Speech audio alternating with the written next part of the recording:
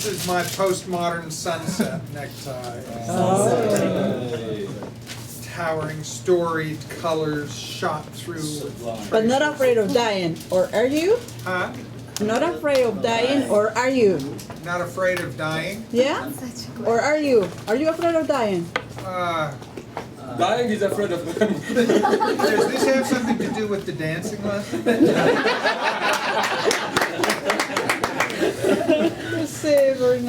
Am I afraid of dying? I don't want to die. Nobody wants to. I am disinclined to die. I am afraid of suffering. I am not particularly afraid of being dead because I think when I'm dead I won't know it. But it's, put me in a situation where death looms and I will be afraid. Jack Gladney is afraid. He's not glad at all. He's not, he's not I a have a happy point. camper. Death stands above me. Pardon me? Now, I like a poem that talks about that death stands above me. Emily Dickinson. Oh, No. This is not Joe Savage-Lander, and says, death stands above me. All I know that in his strict language there is not a word of fear. There is not a word of fear. Of his strange language, all I know is that there is not a word of fear. Fear. That's interesting. I know that poem. Huh? It's not by Emily Dickinson, no? No. Okay. There is another poem by John Donne, Death be a lot of power. Yeah, that's another one. It's challenging death. Well, I am opposed to death. I know that's a controversial opinion. But I am against it. On the other hand, I have seen more than one person who had reached the point where it was the best thing. Jack's pretty scared, I think.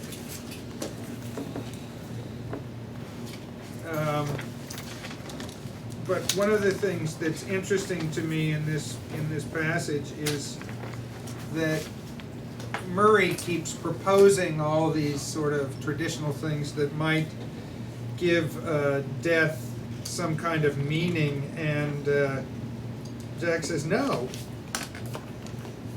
No.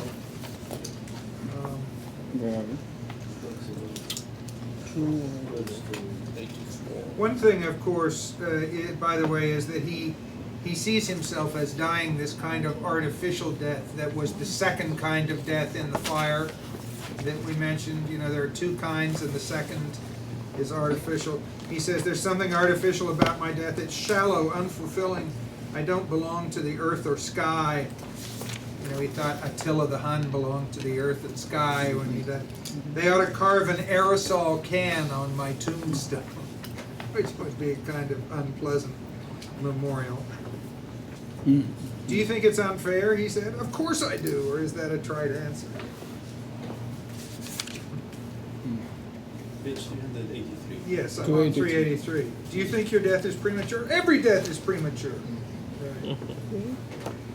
Do you think it's a sense of incompleteness that causes you the deepest regret? There are things you still hope to accomplish, work to be done, intellectual challenges to be faced?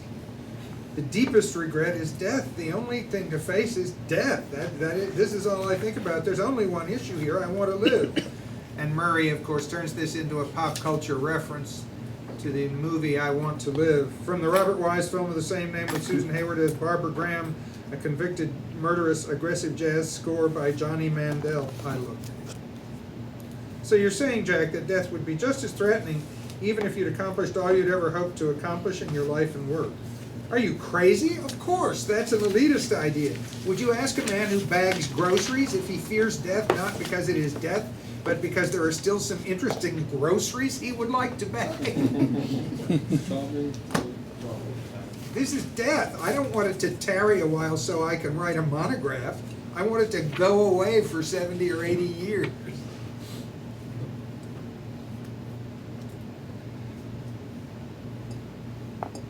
Do you believe love is stronger than death? Not in a million years. I mean, you know, Jack doesn't have any belief to put in the face of this.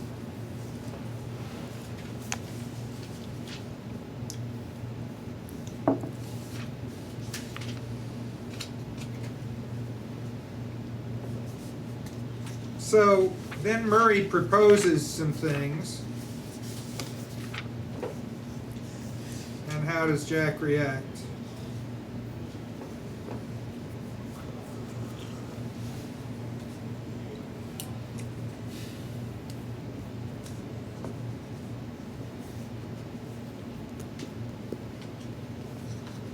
Afterlife. Right, what about the afterlife? He says, I don't believe in an afterlife. He says, no, I'll tell you what the afterlife is. It's a sweet and terribly touching idea.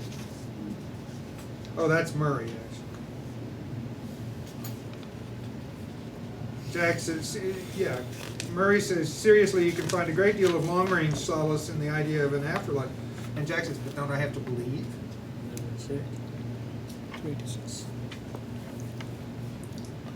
So what does Murray finally end up proposing to him?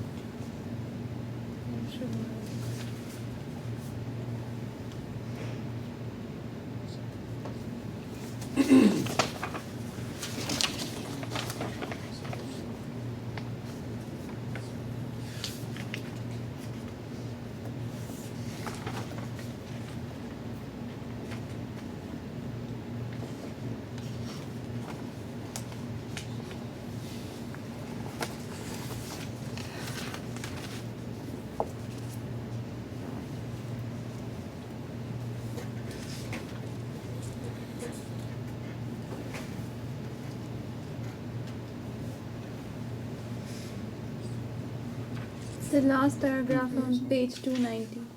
Pardon? It's the last paragraph on page 290. Okay, read it for us, please. I'm talking theory. In theory, violence is a form of rebirth. The dyer passively succumbs, the killer lives on. What a marvelous equation.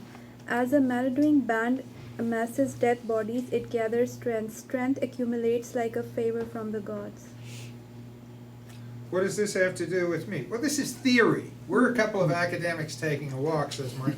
But imagine the visceral jolt seeing your opponent bleeding into dust. Do you think it adds to a person's store of credit like a bank transaction? And Murray suggests that the killer buys life. Yeah, this is why he goes and kills. This is why he goes after Willie. Okay. Now, this is a pretty weird moment, and a moment in which we might fault Murray. But I have to say that Murray does say, you know, we're a couple of academics taking a walk. He doesn't say, I mean, he's trying things on, and Jack, who is desperate, takes it up. Yes? They finish with the strong distinction between killers and dyers. Yes. And those who die and those who kill. The latter have more advantage because they affirm control over life. Yes. This is why Jack decides to kill, as if he affirms power over death. Yes, slaughter is never random. The more people you kill, the more power you gain over your own death. There is a secret precision at work in the most savage and indiscriminate killings. To speak about this, though, Murray cautions, is not to do public relations for murder. We're two academics in an intellectual environment. You know, he keeps trying to say, this is all an academic discussion. But it's one of those perhaps more irresponsible academic discussions. So, Excuse me. Jack goes off to kill Willie Mink. Yes. Now I understand his strange interest in Hitler, because Hitler is the one who derives who orients his death drive towards the other, so he has That's good, control yes. over life. Sure. Yes, And yes. it's killed millions of people. Yes. Oh God, I've got there's one other passage in this that I just thought of before you said that Oh, yes. But if Right you- after what I was reading about slaughter is never random, this is 291. Plot a murder, you're saying, says Jack, but every plot is a murder in effect. To plot is to die, whether we know it or not. And this is what Jack said when he was talking about Hitler, way back Yeah. earlier in the book, right? And he said he didn't know why he said it. Right. And that's, there's this, we ought to look at that passage just for a second. It's 26 when he's talking to his class. So he shows them this film, this documentary compilation about Hitler. And then he says, the discussion moved to plots in general. I find myself saying to the assembled heads, all plots tend to move deathward. This is the nature of plots. Political plots, terrorist plots, lovers plots, narrative plots, plots that are part of children's game. We edge nearer death every time we plot. It is like a contract that all must sign, the plotters as well as those who are the targets of the plot. Is this true? Why did I say it? What does it mean? So plots tend to move deathward, he says. And then there's another point where he says, let the days be random. Like, I don't want any plot. Because if there were a plot, that would lead toward death. Yes? In this course where he compares Hitler to Elvis, there is another similarity. Both of them have a strange death drive. Hitler towards the other and Elvis towards himself. Mm-hmm. Mm-hmm. That's another similarity between the two. Mm-hmm.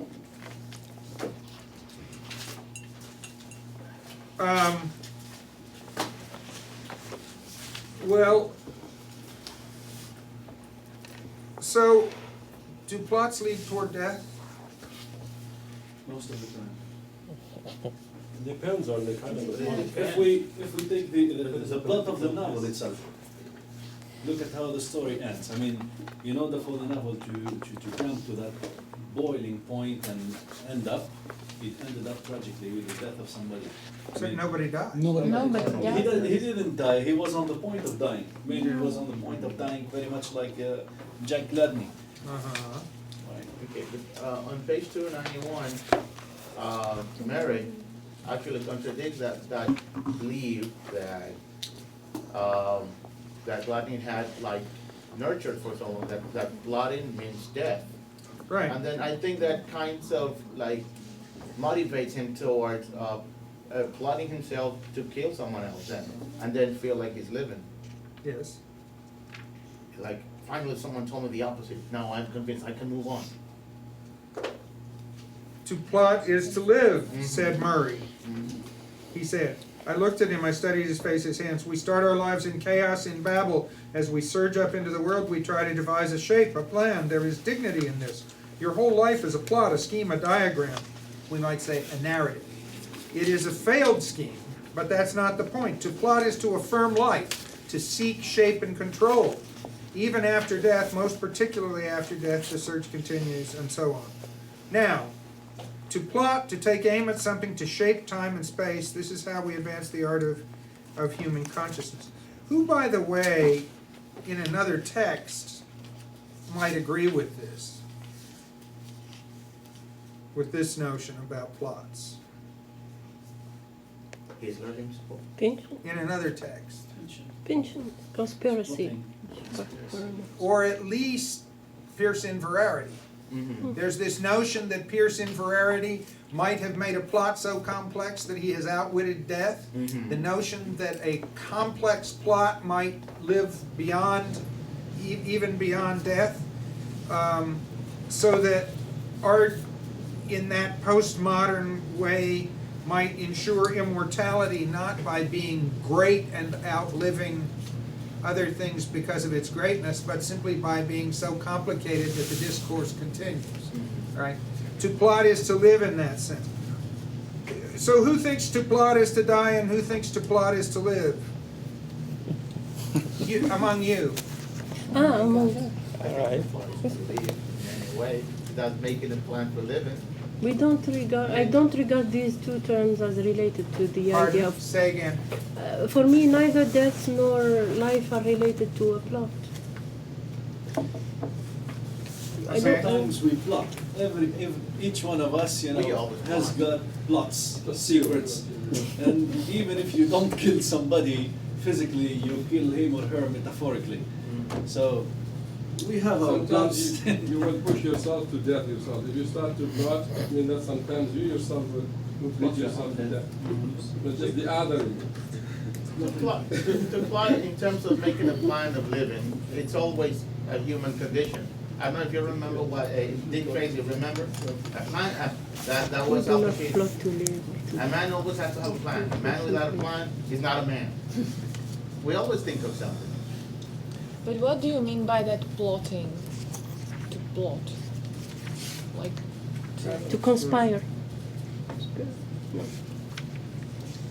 Make schemes. What, to okay. whom was that question addressed? What kind of plot you asking? Yeah, to whom was the question addressed? I don't know. To the table? Anybody got an answer? Let me answer. Okay. Let's go back to the text, if you like. I think plotting in the text is used ironically, right? This is not a love story. You know this? Yeah, it's not a love story.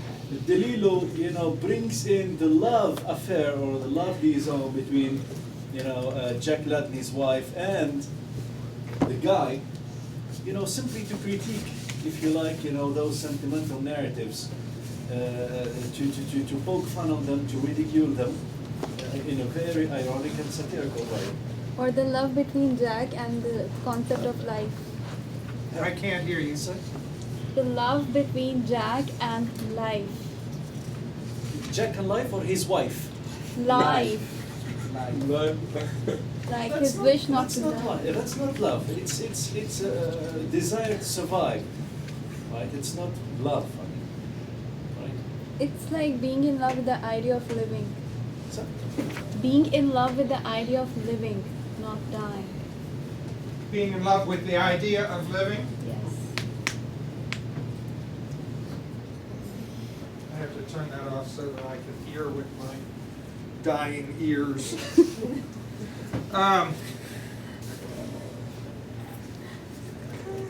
Fellow wants to argue that plots are neither tend toward death nor toward life.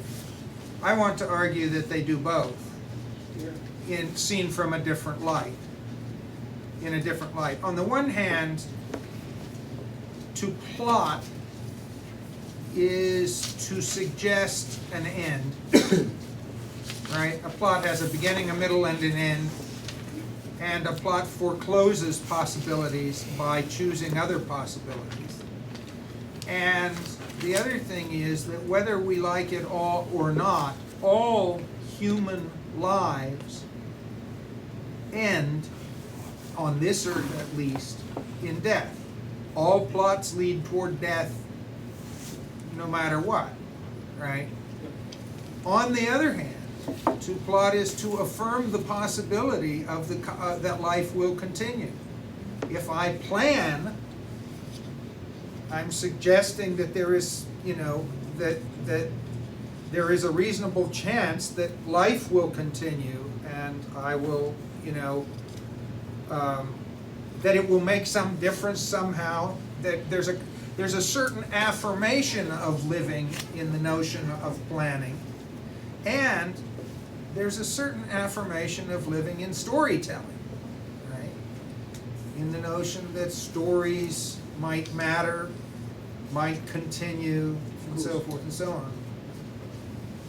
So I think in one sense I agree with Fella. In any literal sense, plots, it's a little too metaphorical to say all plots lead toward death or all plots lead toward life. Plots are plots, death is death, life is life. In another sense, plots lead toward both, depending on what point of view you take. in the sense of a postmodernism of play, it seems to me that plots lead toward life. And it's no accident that the advocate for that position in this text is also the advocate of the postmodernism of play over and over again. That's Murray. He's precisely the character who would think that plots lead toward life, that they are life-sustaining. Yes?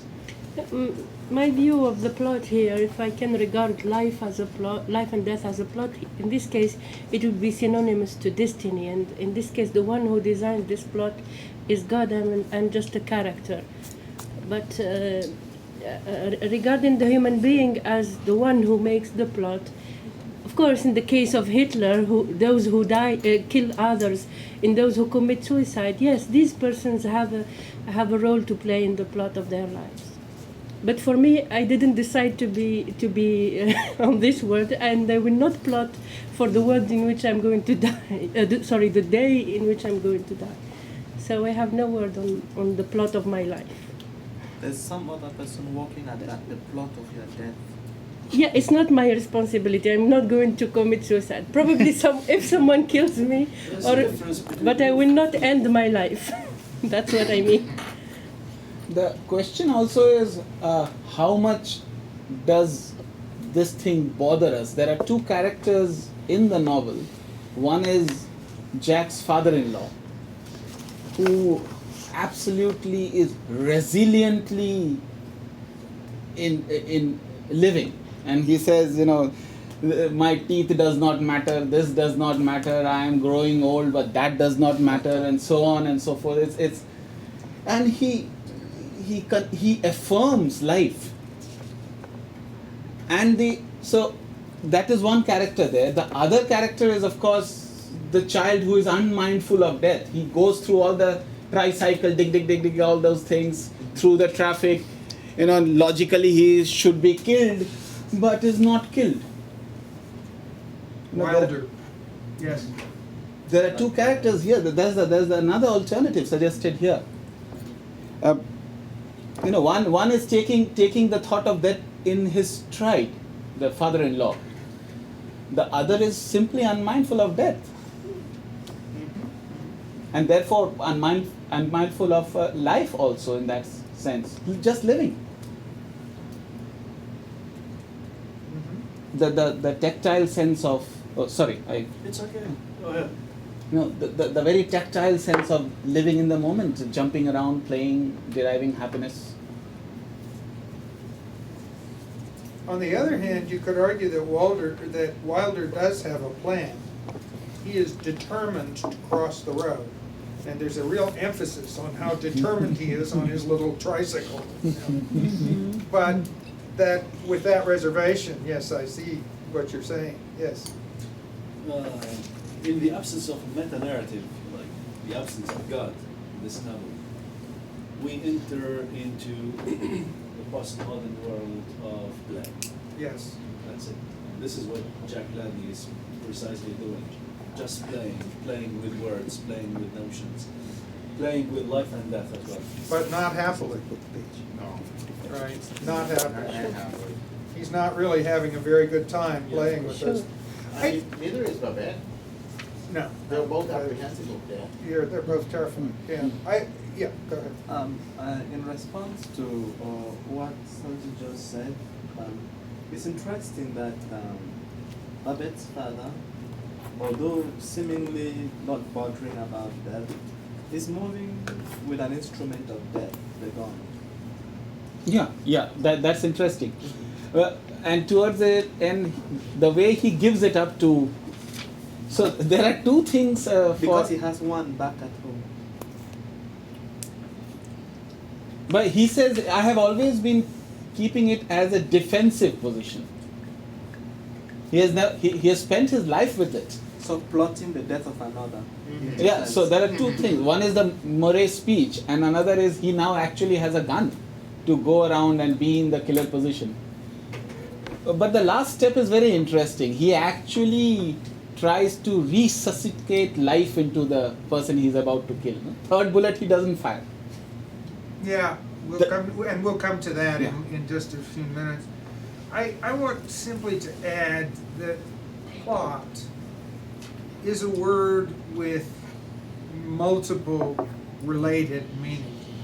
To plot is to make a plan, and often to make a not good plan, right? You plot against someone, yes. To plot is also to set forth the action of a narrative, to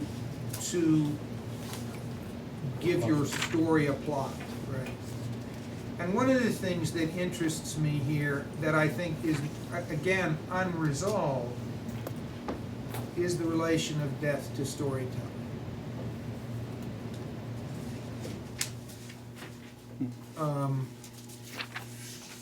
Which it seems to me is a very interesting postmodern question. Partly because we didn't used to have to invent stories with regard to death, because we had stories that told us what to think of it.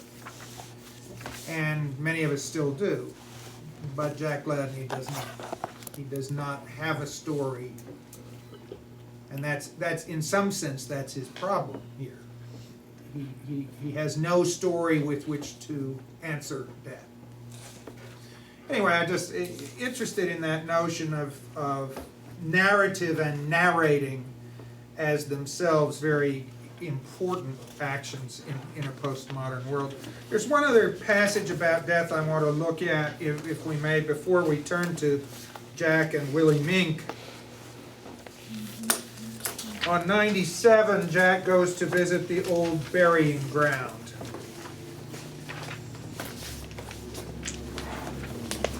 And let me pull my notes on this. Oh,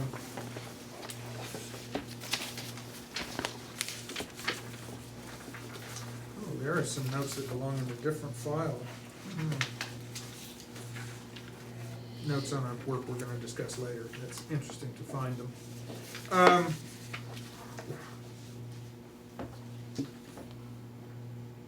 So, the old burying ground, what happens there?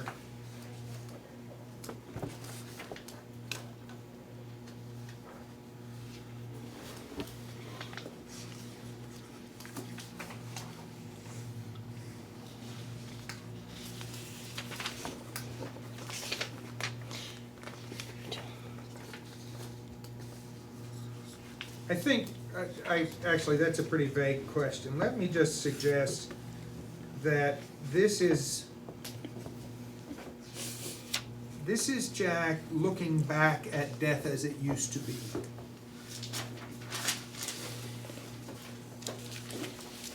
He believes that the dead are present. They see us all the time.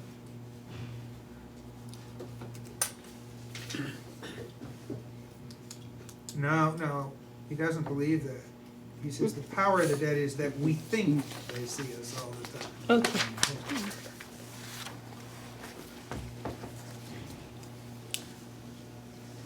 Yeah, I don't know. Yeah, it's hard to figure out exactly what's going on in that.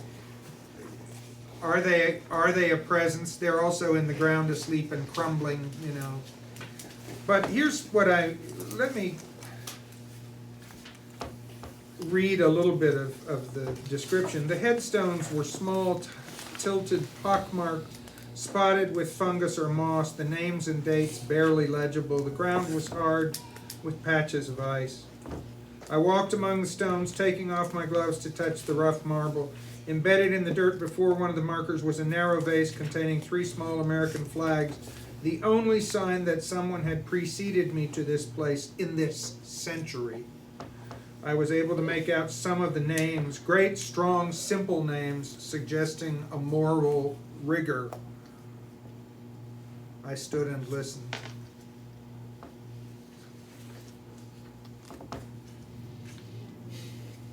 But he doesn't tell us any of the names. He can barely read the names. The names are just about gone. It's like, now here's Dickinson. you remember the poem, I died for beauty, but was scarce within the tomb, when one who died for truth. And the thing is, they talk about dying until the moss Covered comes and silences them and covers up their names. You may die for beauty, you may die for truth, but your fate is to be covered up, to have your name forgotten or erased, no matter what the meaning of your life was before. At least in that poem. Right? Jack finds here a stillness that has stood its ground. The air had a bite. I breathed deeply, remained in one spot, waiting to feel the peace that is supposed to descend upon the dead, waiting to see the light that hangs above the fields of the landscapist's lament. But he doesn't get anything but wind and blowing snow. Right? There's this aura of pastness, but there's no specific, there's no content. It's just, this is a memory of memory.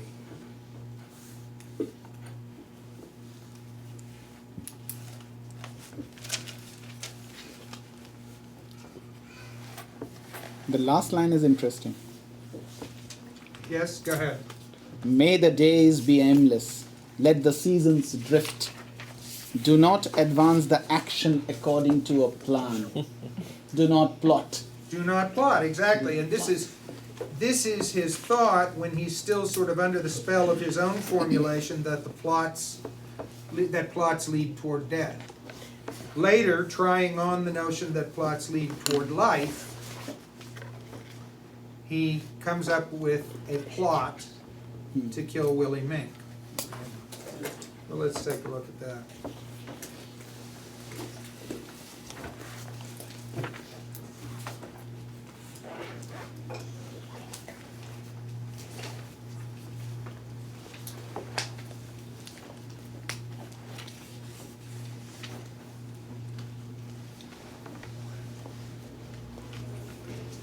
It's chapter 39.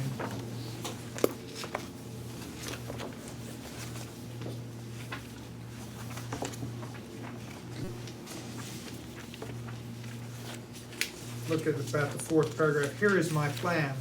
Drive past the scene several times, park some distance from the scene, go back on foot, locate Mr. Gray under his real name or an alias, shoot him 3 times in the viscera for maximum pain, clear the weapon of prints, place the weapon in the victim's staticky hand, find a crayon or lipstick tube and scrawl a cryptic suicide note on the full-length mirror, take the victim's supply of Dilar tablets, slip back to the car, proceed to the expressway entrance, head east toward Blacksmith, get off at the old River Road, park Stover's car in Old Man Treadwell's garage, shut the garage door, walk home in the rain and fog, elegant.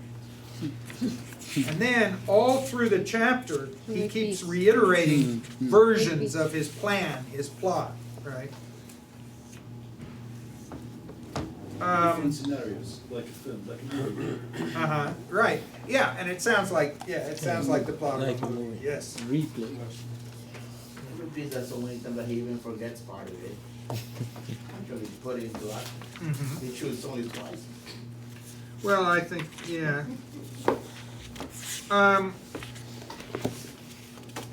On 309, the air was rich with extrasensory material, nearer to death, nearer to second sight, a smashing intensity. I advanced 2 steps toward the middle of the room. My plan was elegant. Advance gradually, gain his confidence, take out the Zumwalt, fire 3 bullets at his midsection for maximum visceral agony, and so on and so on. Well, then he shoots. Well, actually, I want to look at this other passage. I want to keep going with a few of these. Look at 310, the last full paragraph. I continued to advance in consciousness. Things glowed, a secret life rising out of them. Water struck the roof in elongated orbs, splashing drams. I knew for the first time what rain really was. And you can imagine this in a film. You're seeing slow motion droplets come down and explode on the surface, you know. I knew what wet was. I understood the neurochemistry of my brain, the meaning of dreams, the waste material of premonitions. Great stuff everywhere, racing through the room, racing slowly, a richness, a density. I believed everything. I was a Buddhist, a Jain, a Duck River Baptist, and so on. What kind of an experience is he having here? Kind of mysticism, kind of. Uh-huh. Yeah, he's having a kind of sort of out of the ordinary hyper-consciousness, which seems to him to be revealing both all the sensory details and the truths of everything, right?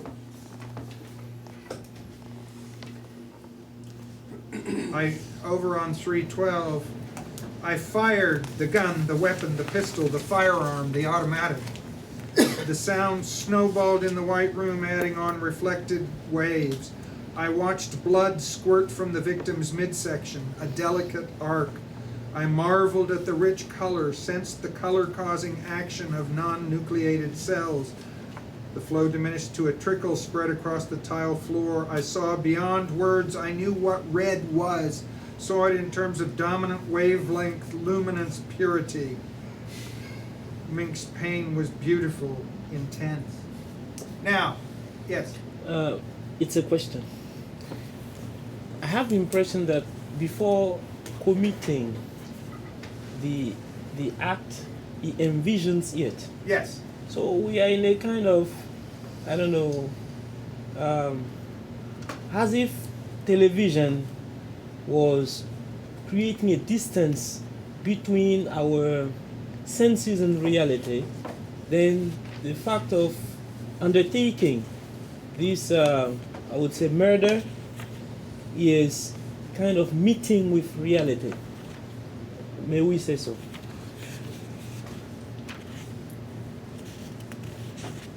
Here's what I think. I think he has this moment when he is experiencing everything absolutely intensely with his senses, and in which he thinks he is seeing some kind of inner truth of what he is seeing, but that it's all cut off from befores and afters and ethics and human consequences. It's all it's a hyper-intense cut-off moment. And it reminds me of two things.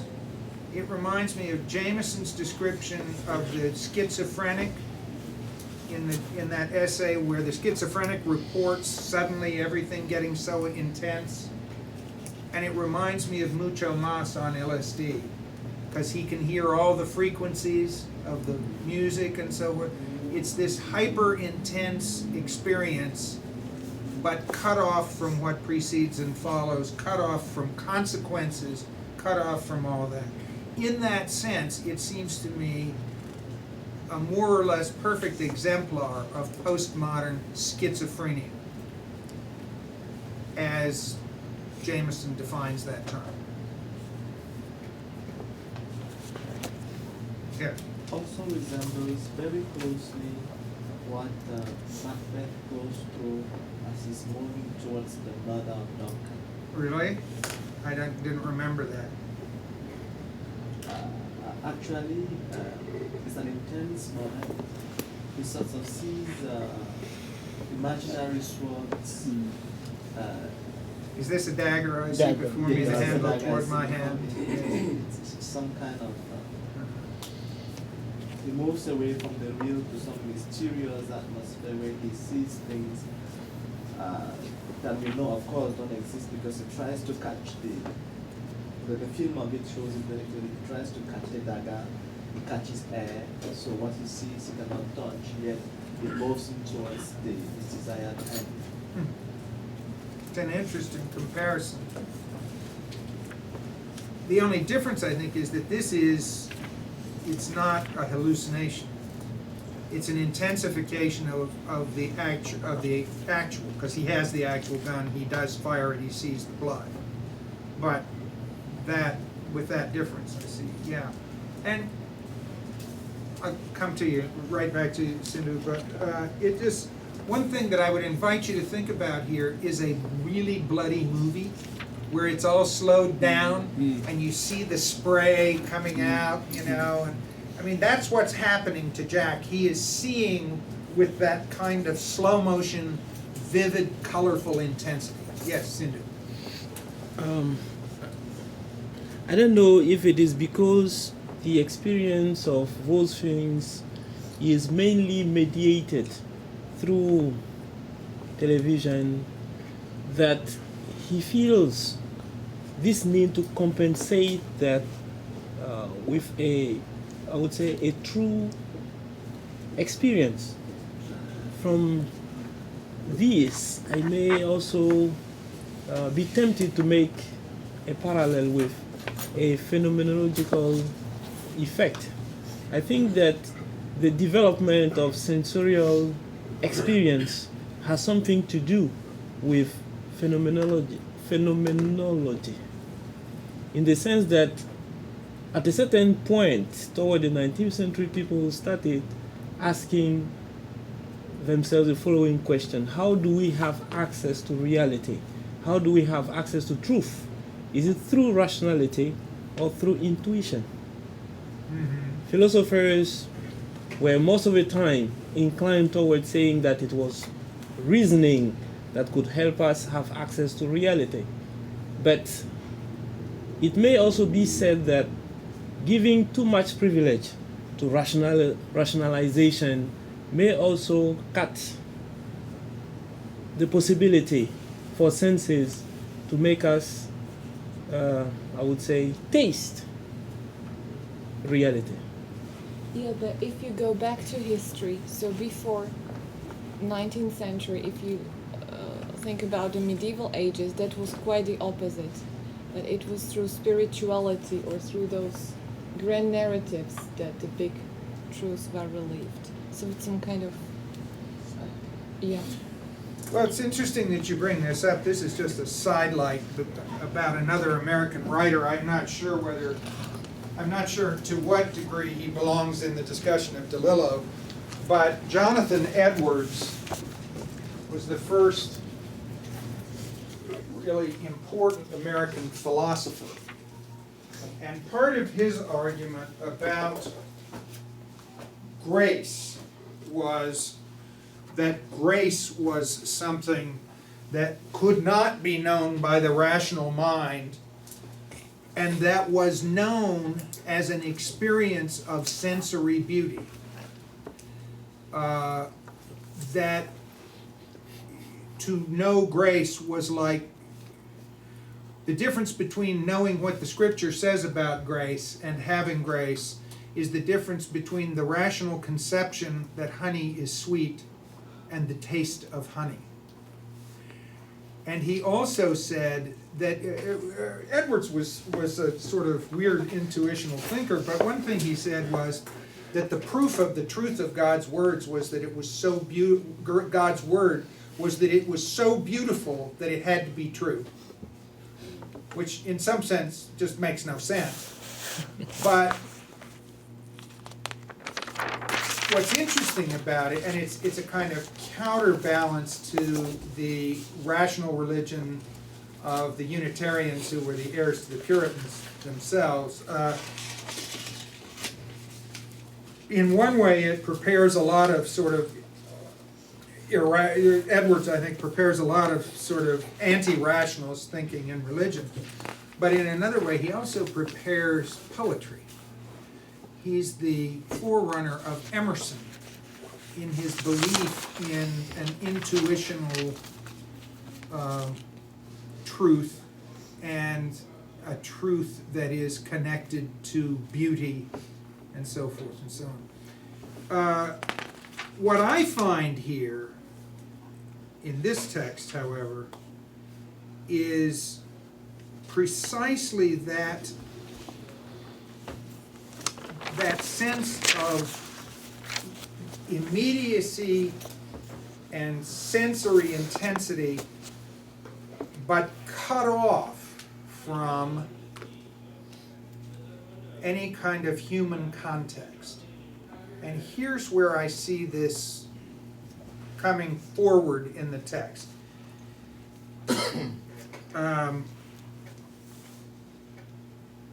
On 3:13, Willie Mink shoots Jack.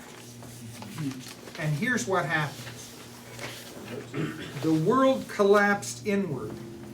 All those vivid textures and connections buried in mounds of ordinary stuff. I was disappointed, hurt, stunned, and disappointed. What had happened to the higher plane of energy in which I'd carried out my scheme? The pain was searing. Blood covered my forearm, wrist, and hand. I staggered back, moaning, watching blood drip from the tips of my fingers. I was troubled and confused. Colored dots appeared at the edge of my field of vision, familiar little dancing specks. The extra dimensions, the super perceptions, were reduced to visual clutter, a whirling miscellany, meaningless. And then he says, well, Willie Mink says, and this could represent the leading edge of some warmer air, which I'll come back to in a minute.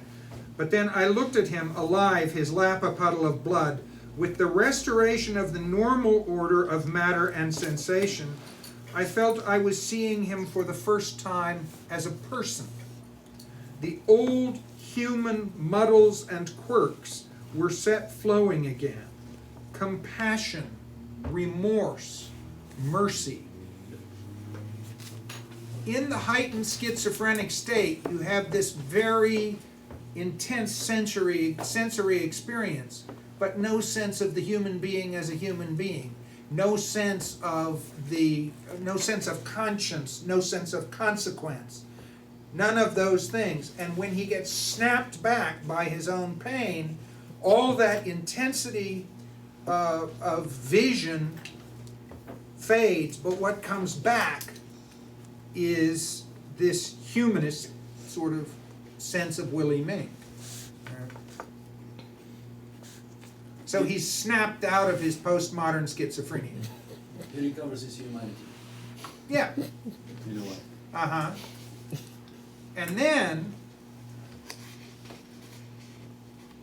I'm sorry, hold on. I'm getting a whole lot of vibrations in my phone, and I've got to make sure they're not trying to reach me.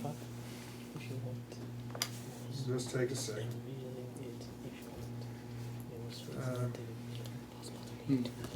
Oh, okay. I can handle that in a little while. Sorry, folks.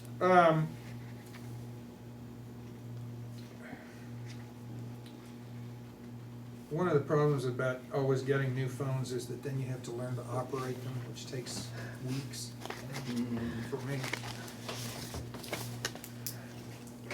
And I would say that in some sense this is a repudiation of postmodern schizophrenia. That the perspective here is that it's not such a good thing to lose that humanist sense. Right? That Jack comes back to being a decent person at this point.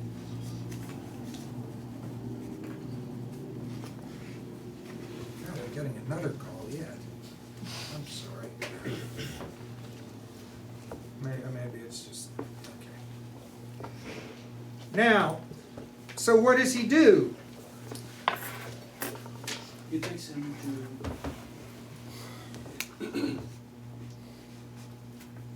to, he drags him to the hospital, right? And now how does Jack think of himself?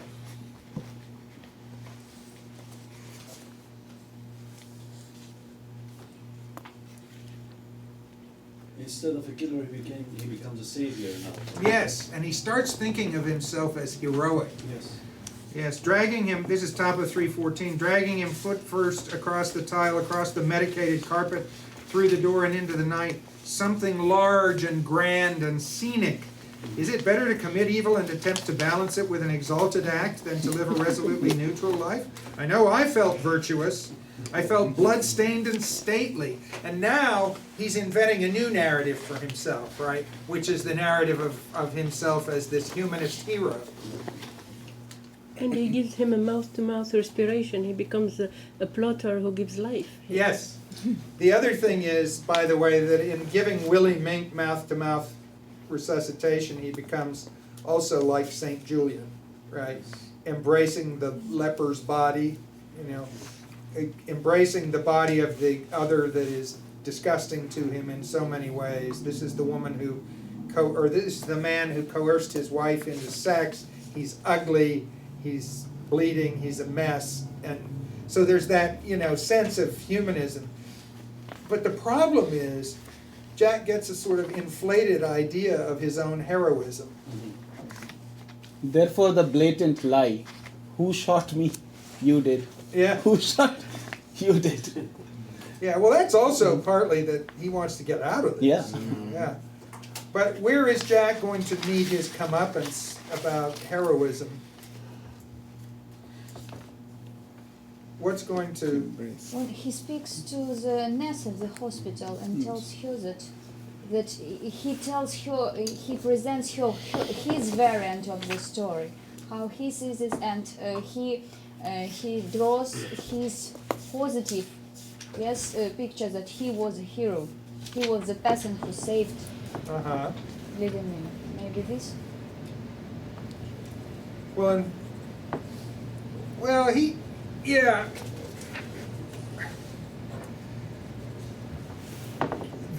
I think the next place we have to go is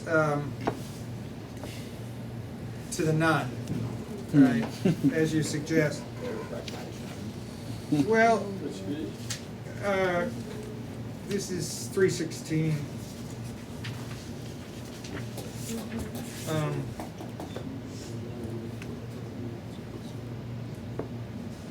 Actually, 317.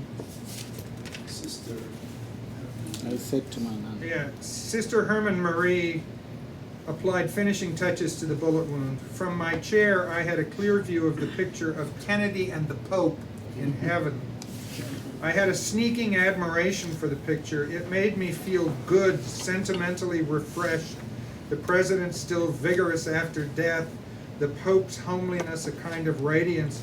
Why shouldn't it be true? Why shouldn't they meet somewhere advanced in time against a layer of fluffy cumulus to clasp hands? Why shouldn't we all meet as in some epic of protean gods and ordinary people, aloft, well-formed, shining? So, he's gotten this idea of his own heroism, and now he's getting into this more grand mode of reinventing the meta-narrative, right? I said to my nun, what does the church say about heaven today? Is it still the old heaven like that in the sky? She turned to glance at the picture. Do you think we are stupid? She said. I was surprised by the force of her reply. Then what is heaven according to the church if it isn't the abode of God and the angels and the souls of those who are saved? Saved? What is saved? This is a dumbhead who would come here to talk about angels. Show me an angel, please. I want to see. But you're a nun. Nuns believe these things. When we see a nun, it cheers us up. It's cute and amusing, being reminded that someone still believes in angels, in saints, all the traditional things.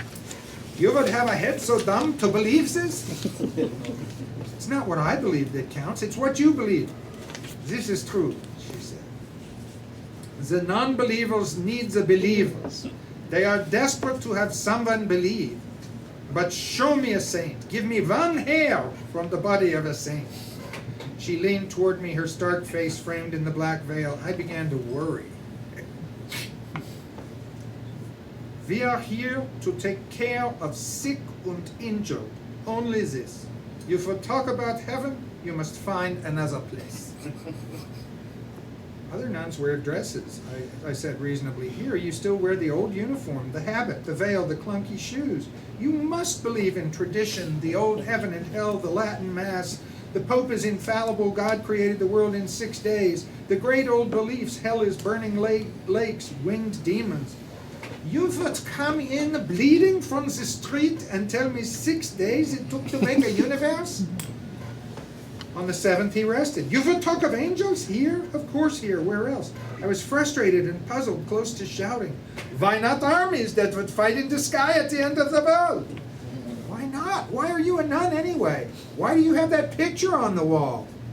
She drew back, her eyes filled with contemptuous pleasure. She's a little sadistic, this nun, actually.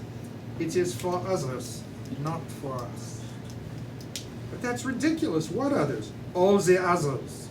The others who spend their lives believing that we still believe.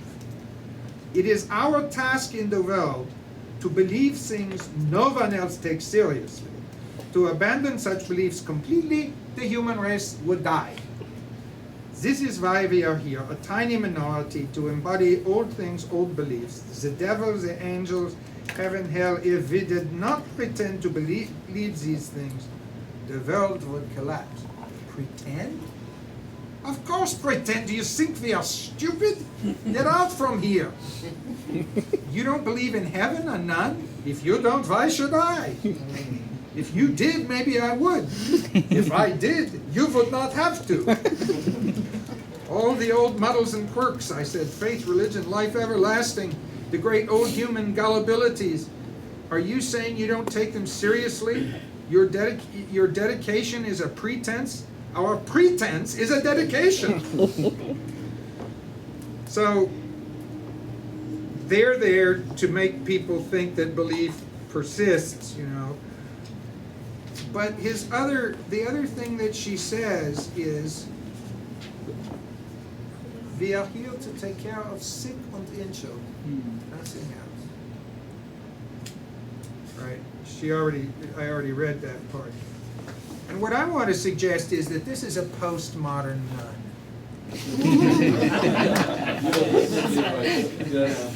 This is a woman who, in the absence of meta-narratives,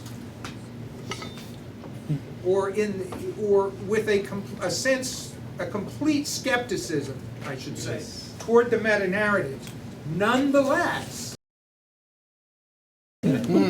sees her role as the ethic of care. I am here to take care of the sick and injured. I don't take care of the sick and injured because God tells me to take care of the sick and injured. I take care of the sick and injured because there's a bleeding man in front of me, and that's what you do when there's a bleeding man in front And to pretend to be a faithful person. I think this is again simulation. Well, in one way, she participates in it, but with great cynicism, right? Yes. But the other thing is the notion here of why you care for someone is not a notion grounded in a meta-narrative. It's a notion grounded in the presence of a bleeding body in front of her. Yeah. You know, that's just what you do. You see somebody hurting, you try to help them. And there's some sense here that that's enough to motivate humane action, or should be enough. That we should just, treat each other. It means even philanthropy is a pretension here. See, I don't think so. I think she believes that she's doing what's right. It's just that the rightness of it is not underwritten by a meta-narrative. It's right because when people bleed, that's what you do. Realism as opposed to transcendence. This is the reality. Here's a bleeding man. Right. This is right. Forget about what will happen next to me in another life or something like that. Right. That we don't need a grand story to tell us that when someone is bleeding, you try to stop the bleeding. That's it. That's her view, it seems to me. So you're just bothered about the present, not about the future of it. Yes. Yes. But that doesn't mean that you can just do whatever you want. See, that's the interesting thing to me, is that in this case, and in other cases I could cite, ethics persists in a world that is not underwritten by meta-narratives. That you do stuff because you believe it's right, not because there's a grand story that says what's right, but simply because you believe it's right. Because it's a fundamentally decent thing to do. which is one of the ways that, you know, people who don't believe in meta-narratives can remain good and decent people.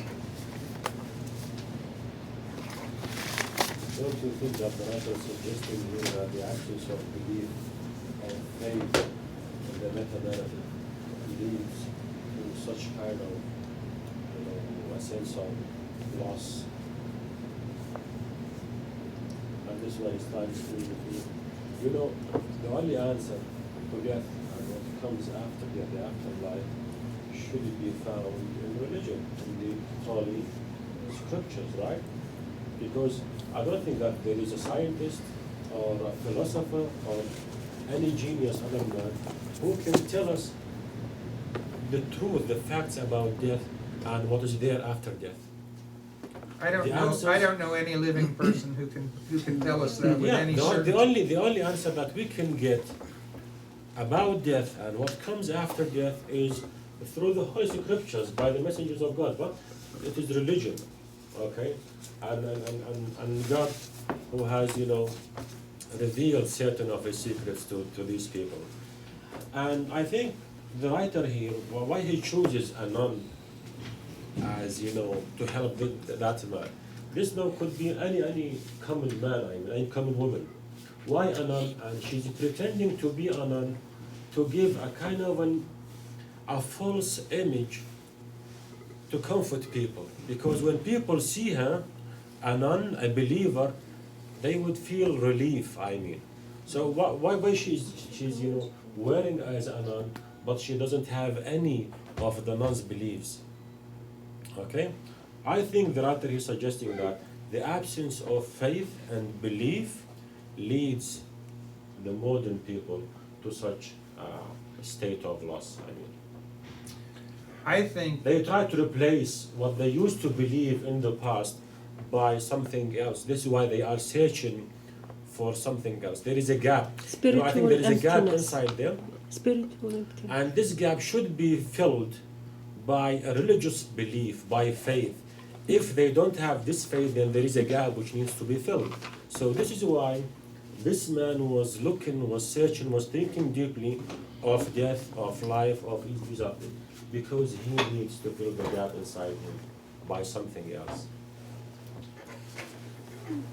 Well, here's what I think about that. I think that Jack is looking to try to fill the gap, but I think this author is much more skeptical than you are. Mm-hmm. And I think that what you have just attributed to him is your view of what should happen with the crisis of faith and so forth and so on. But I don't see any evidence that this text is itself advocating a return to religion. It is not. So why not? Why a nun? Yes, a nun, False and nun. this nun doesn't believe Here is another in Christ. But if you Doesn't believe in God. But if you wanted to have a book that was about the return to religion, wouldn't you have a nun who did believe in Christ? I mean, the point here is about people doing right things in the absence of belief. So Tom, where do we get these feelings from? You know, religion is supposed to teach us all this compassion, sympathy, doing the right thing. When there are no meta-narratives, where do we get this philanthropy in us? Like people who are non-believers, where do they get this feeling from? Is it suggested that it is there in human when they are born? They're born with these feelings? Even if there is no religion, people will keep on doing good things? Well,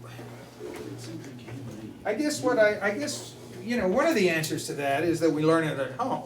You know, we learn our. So you're suggesting that we learn these things. We are not born with them. I think nobody was born wise. I don't want to be in the position of trying to tell the truth about the universe. What I will do is present alternatives that it seems to me operate maybe in this text. It seems to me that this is a text that takes place in a world of enormous skepticism toward meta-narratives. and that at the end it doesn't return to those meta-narratives, but rather says that we simply continue to be good in the absence of them, because that's what is right. You know, I don't. I was raised very in a religious context, and my own beliefs about such matters are complicated and mysterious even to me in some ways. I don't believe in an afterlife, and I don't believe in doing good so that I will Be rewarded. be rewarded in an afterlife. I believe in doing good because I believe it's what's right, and I believe in doing what's right. And at the same time, I'm scared of going to hell.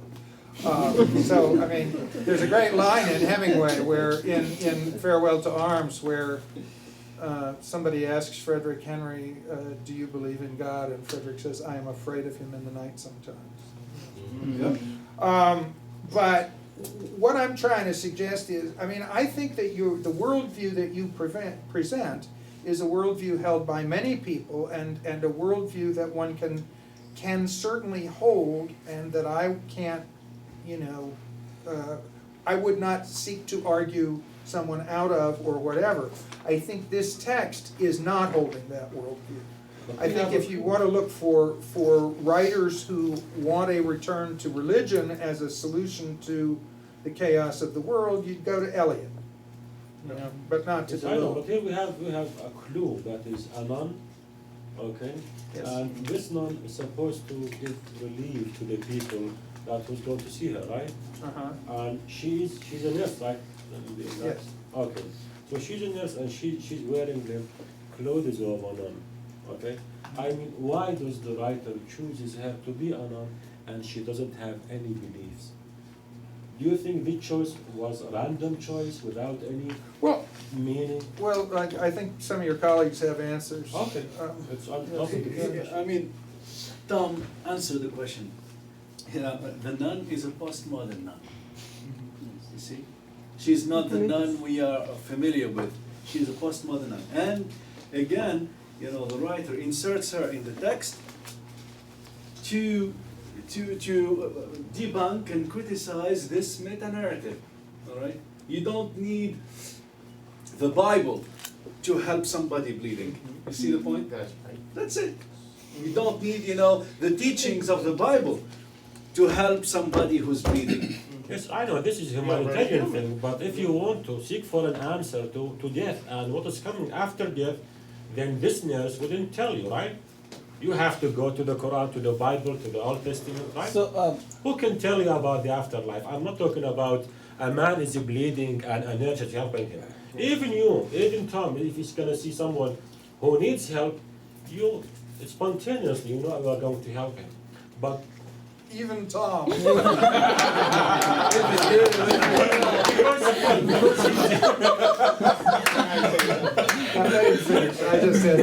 I just had to.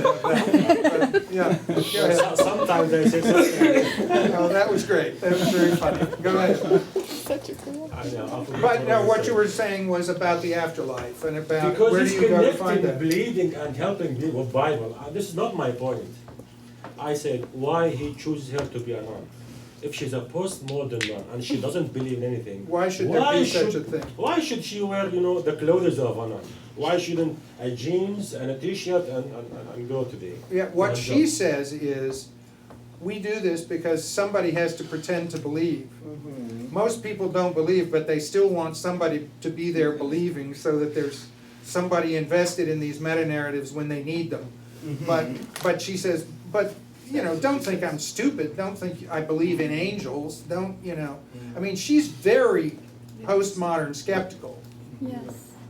So, and in that sense, it seems to me she's not a nun who steers him back to the Bible as an answer to things. And why the writer has chosen this is just to show you the real picture of the postmodern world, not to suggest you any alternative, you know, return to religion or anything. I don't feel that he's suggesting that.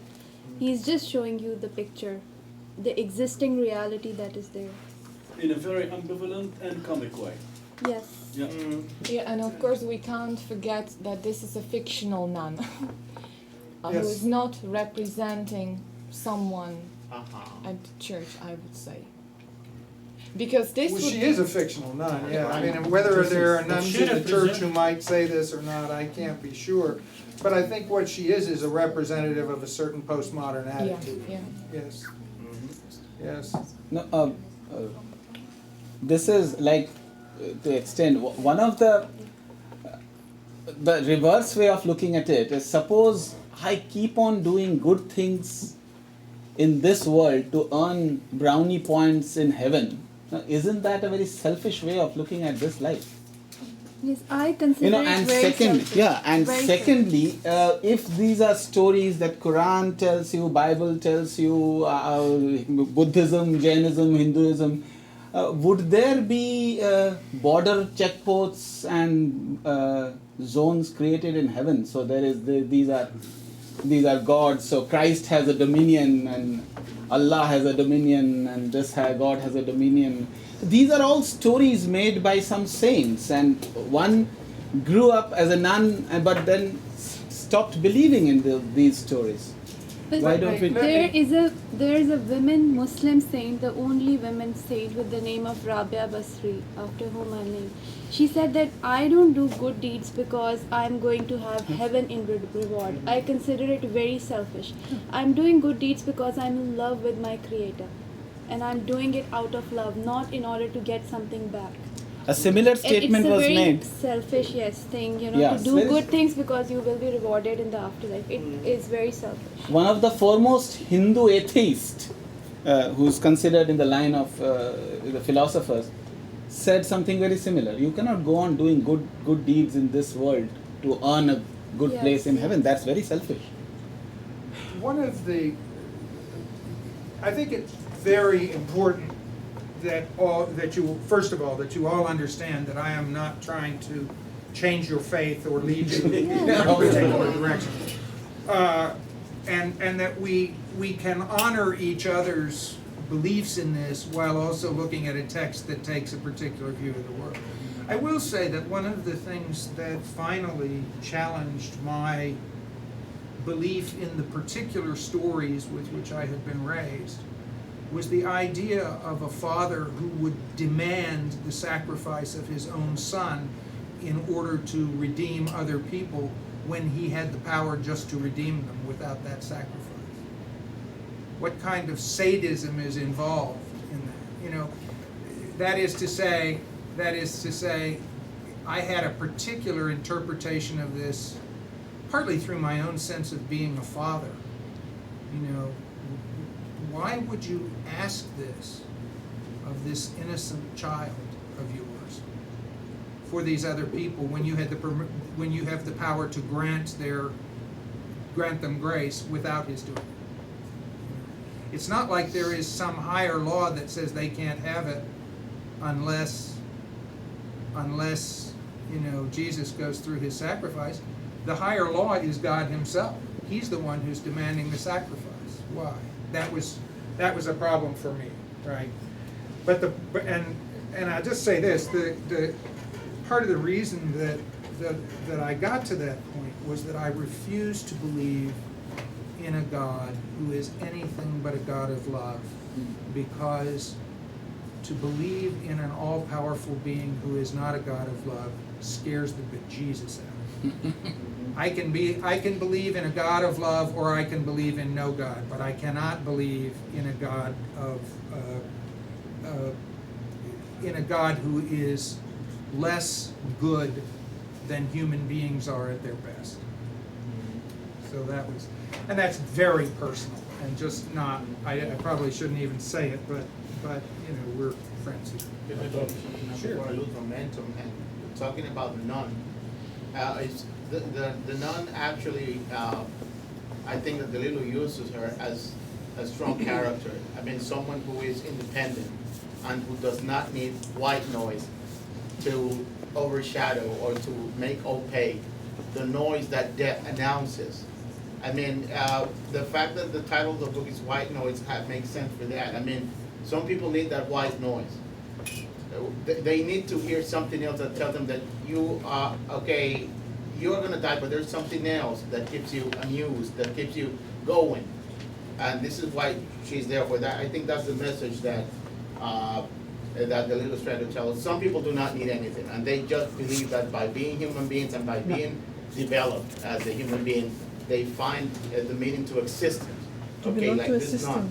Okay, she also finds meaning to her existence by helping other people have faith in living, simply in living. And if in that way, I mean, if this is the way in which you can help them believe and then lead a stable life without fear, then she does it so. That's what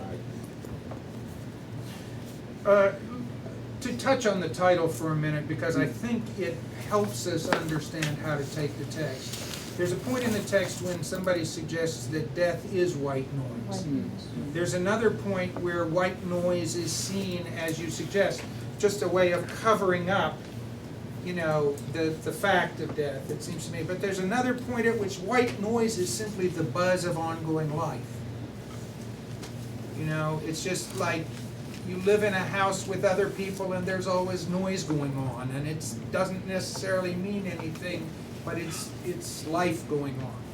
And it seems to me that the undecidability of the title here is like the undecidability of how we are to think of the postmodern sunset, or how we are to think of a nun who is a complete skeptic, a good nurse, and also someone who will take pleasure in spitting prayers into your face. She's not a completely benign character either. I mean, she's very funny. But I guess the point I want to get at is that the text seems to me not easily closable, not easily decidable, because it's a text that says that this world is not one that it's easy to decide about. Most of us don't know how to think, he says, about the postmodern sunset. So, and the title itself, the ambiguity of the title itself, is one of the signs of that you point us toward. Anyway, whatever else you think of this nun, I think she's really funny. And you know, you can interpret it however you want, but what an invention. You know? She is a foreigner. You were pronouncing her words with a different accent. What a real German. Okay. Yes, and the funny thing, of course, is, well, there's all kinds of funny stuff about this. One of the ways in which Jack Gladney is a kind of, oh, this is so good. How many of you as academics have had the experience of secretly inside feeling that someday they're going to find you out? They're going to realize that you're not that smart and you haven't read that much. And everybody else has read more than you have, and you're pretending, right? Well, Jack Glad, I certainly had this, and it eased a lot after I got tenure. Because then I realized we're all pretending, and everybody knows it, and nobody cares. But Jack has a really specific manifestation of this, which is that he's this Hitler expert who doesn't know German. Yes. Which is just hilarious. Yeah. So then he meets this woman, and you know, who completely blows his mind with her skepticism and so forth. And she's German, and she speaks German and spits it in his face. More irony. Yeah, more irony. More irony to the whole And text. then she is not what she looks like. She looks like a very, a believer and one who believes in narratives, but she is just showing, she is wearing a mask on her face.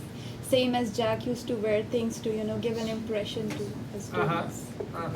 So she is like, you can compare both of the characters in this sense.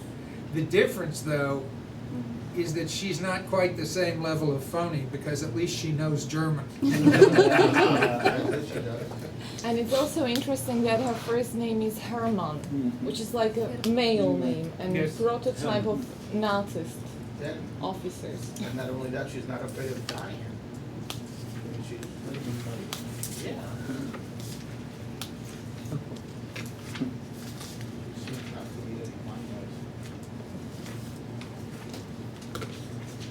Well, let's see, we should take a break. Okay, it's a good time for a break. There was something else. Or there's something in the more relaxed.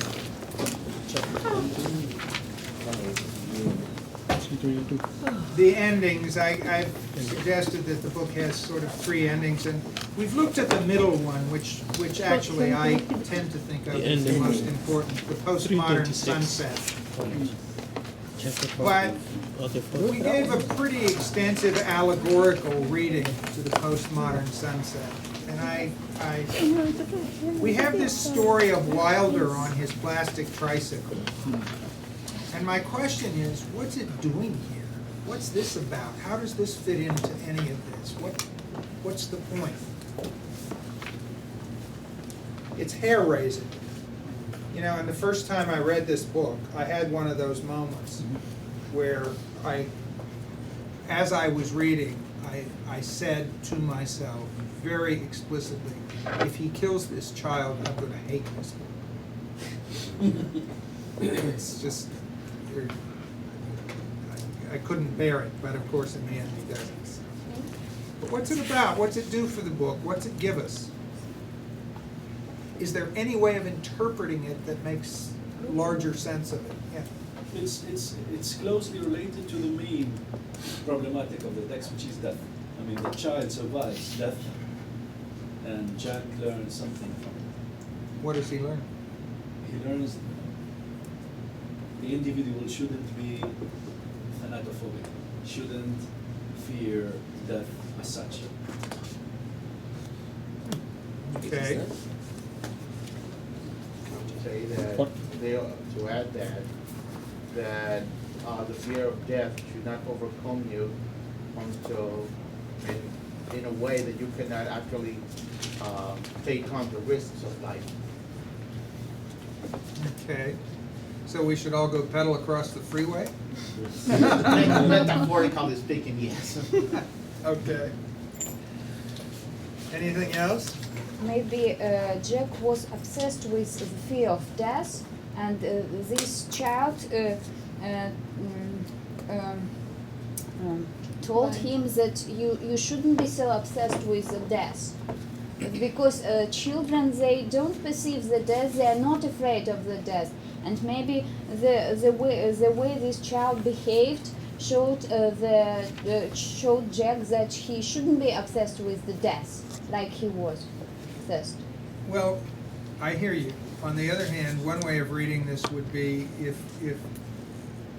Wilder is the representative of us all, we're all pedaling tricycles across the freeway, and it's a miracle that we're even alive. You know? I mean, that would be the other side of the lesson. And I'll tell you, if this were my kid, he would be locked in the house for the next 3 years. You know? He would have to get a lot older before he got out again. Yes. Remember the point when he goes to shoot mink and he is popping dialers, and at one point he says that this removes the fear, and Jack says, but I'll still die.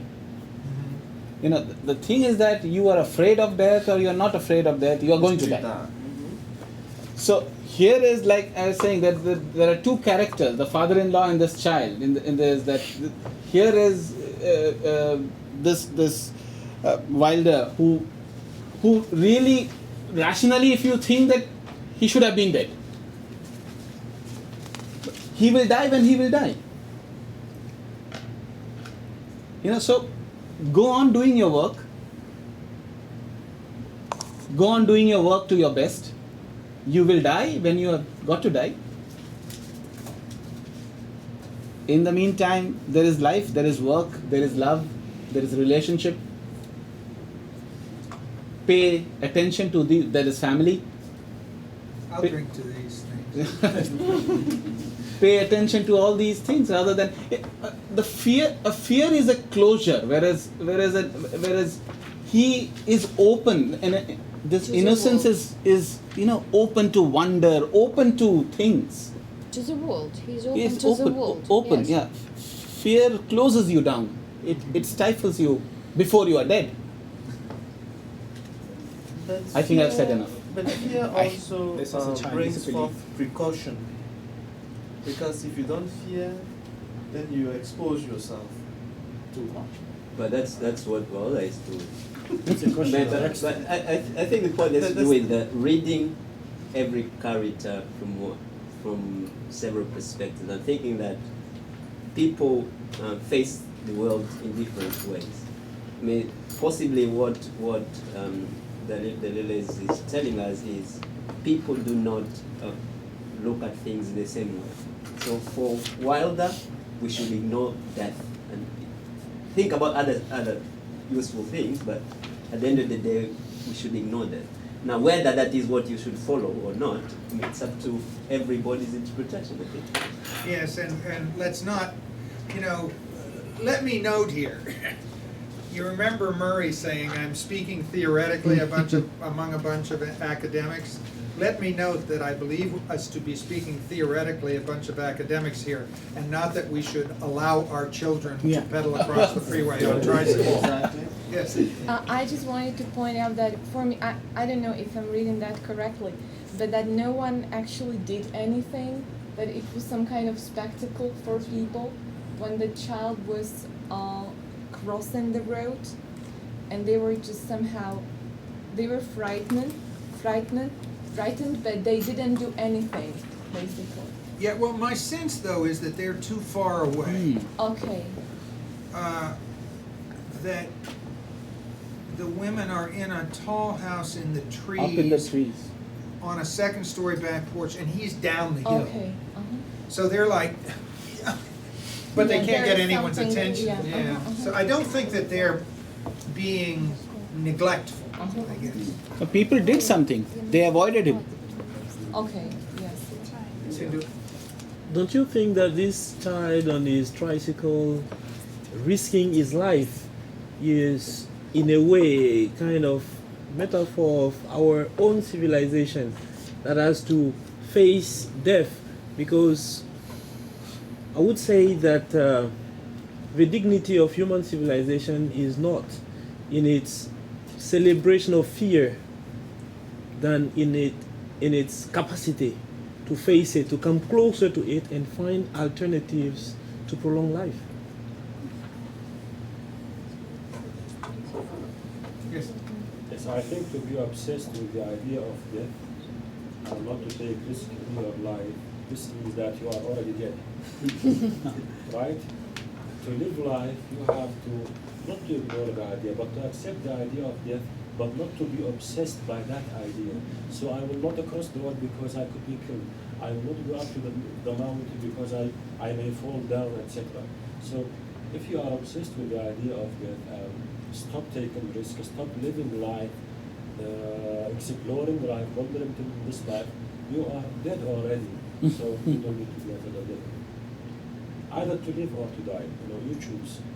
I agree with you, except that it seems to me that there are some risks that are worth taking and other risks that are completely There are some crazy. rational risks. Yeah, and this one is crazy, and the only reason that he takes it is that he's 3 years old. Exactly. Yeah.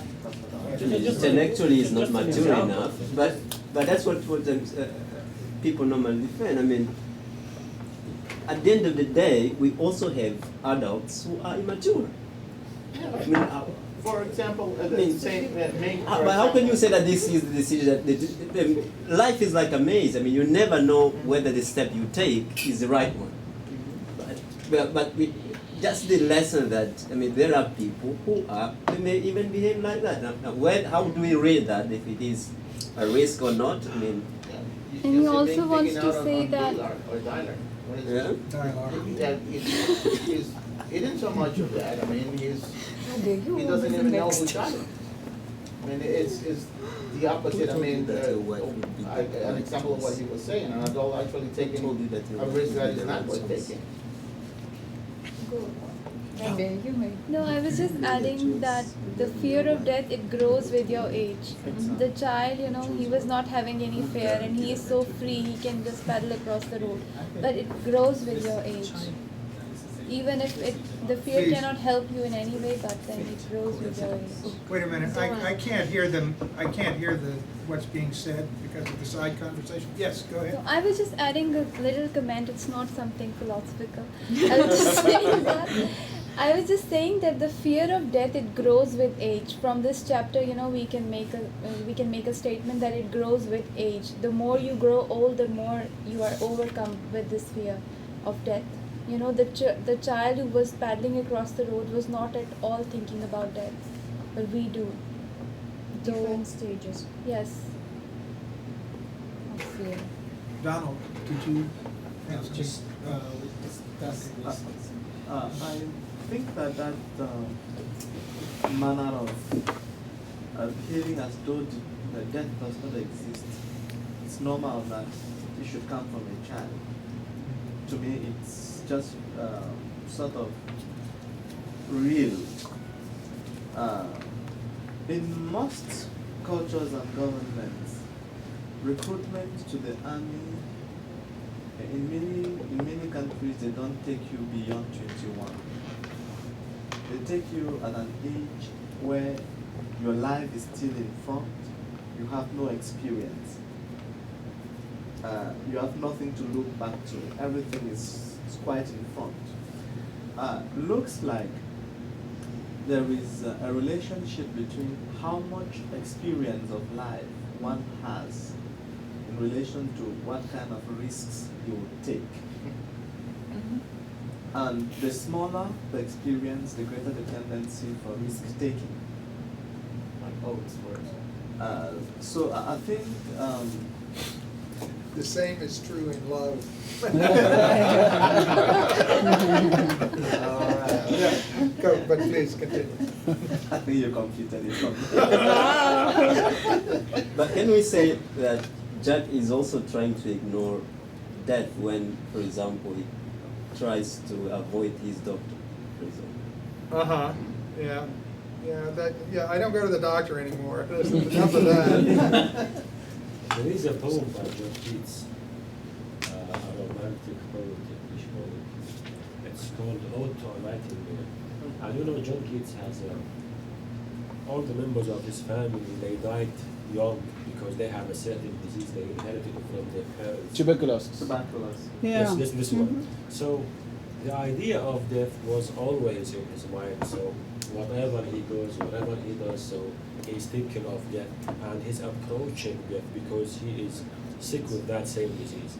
One day he was visiting a friend in the countryside and he was enchanted by the singing of the nightingale. So he pulls up a chair and went under the trees to have a seat and to enjoy listening to that bird. And he wrote this poem. The general meaning of the poem is that the nightingale was happy and he was singing because he's not aware of his death. Okay? Because being an animal, he doesn't know that he is going to die sooner or later. And why John Keats is very sad and depressed? Because he's aware of his coming death. So to neglect death to certain extent means more chances for life, and to keep thinking of death and what comes after it and how this experience. This means that you are not going to enjoy life to the full extent, with the full meaning, with the full sense of the word. So this is the difference. I think our turning around this topic for a long time also expresses our own fear of death. But I still believe I agree with Tom when he says that we could accept that kids could ignore death, but adults should be more responsible. I mean, we say a message that can right from this discussion. At the end of the day, adults should be more cautious about their lives. Other risks. Yeah, not to ride a bicycle in the middle of the street, but they take other risks, right? Yeah. They have they will obviously. Moments of craziness. You never know. This is a risk or no. Yes. Can I talk about a very short personal experience? Of course. So some years ago, I had some problems which have given me a certain anxiety that used to awaken me while I'm sleeping. I thought that I was going to die. as if it's a stroke in the middle of the night. I thought that I was going to die, and I have been advised to become religious. And when I started to read about that, it has given me some solace, as we say, and I'm no longer fearful of death. Okay. That's a personal experience. You are no longer.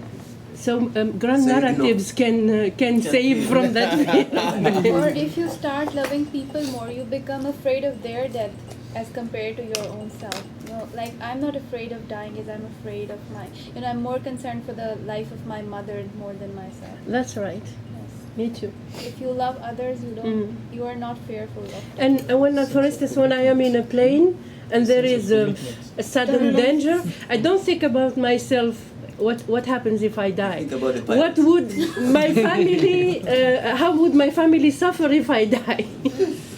That's it. But I am not afraid for myself. I was in an automobile accident on the freeway one time, and the rear of my car was hit by a truck that was changing lanes, and I was spinning.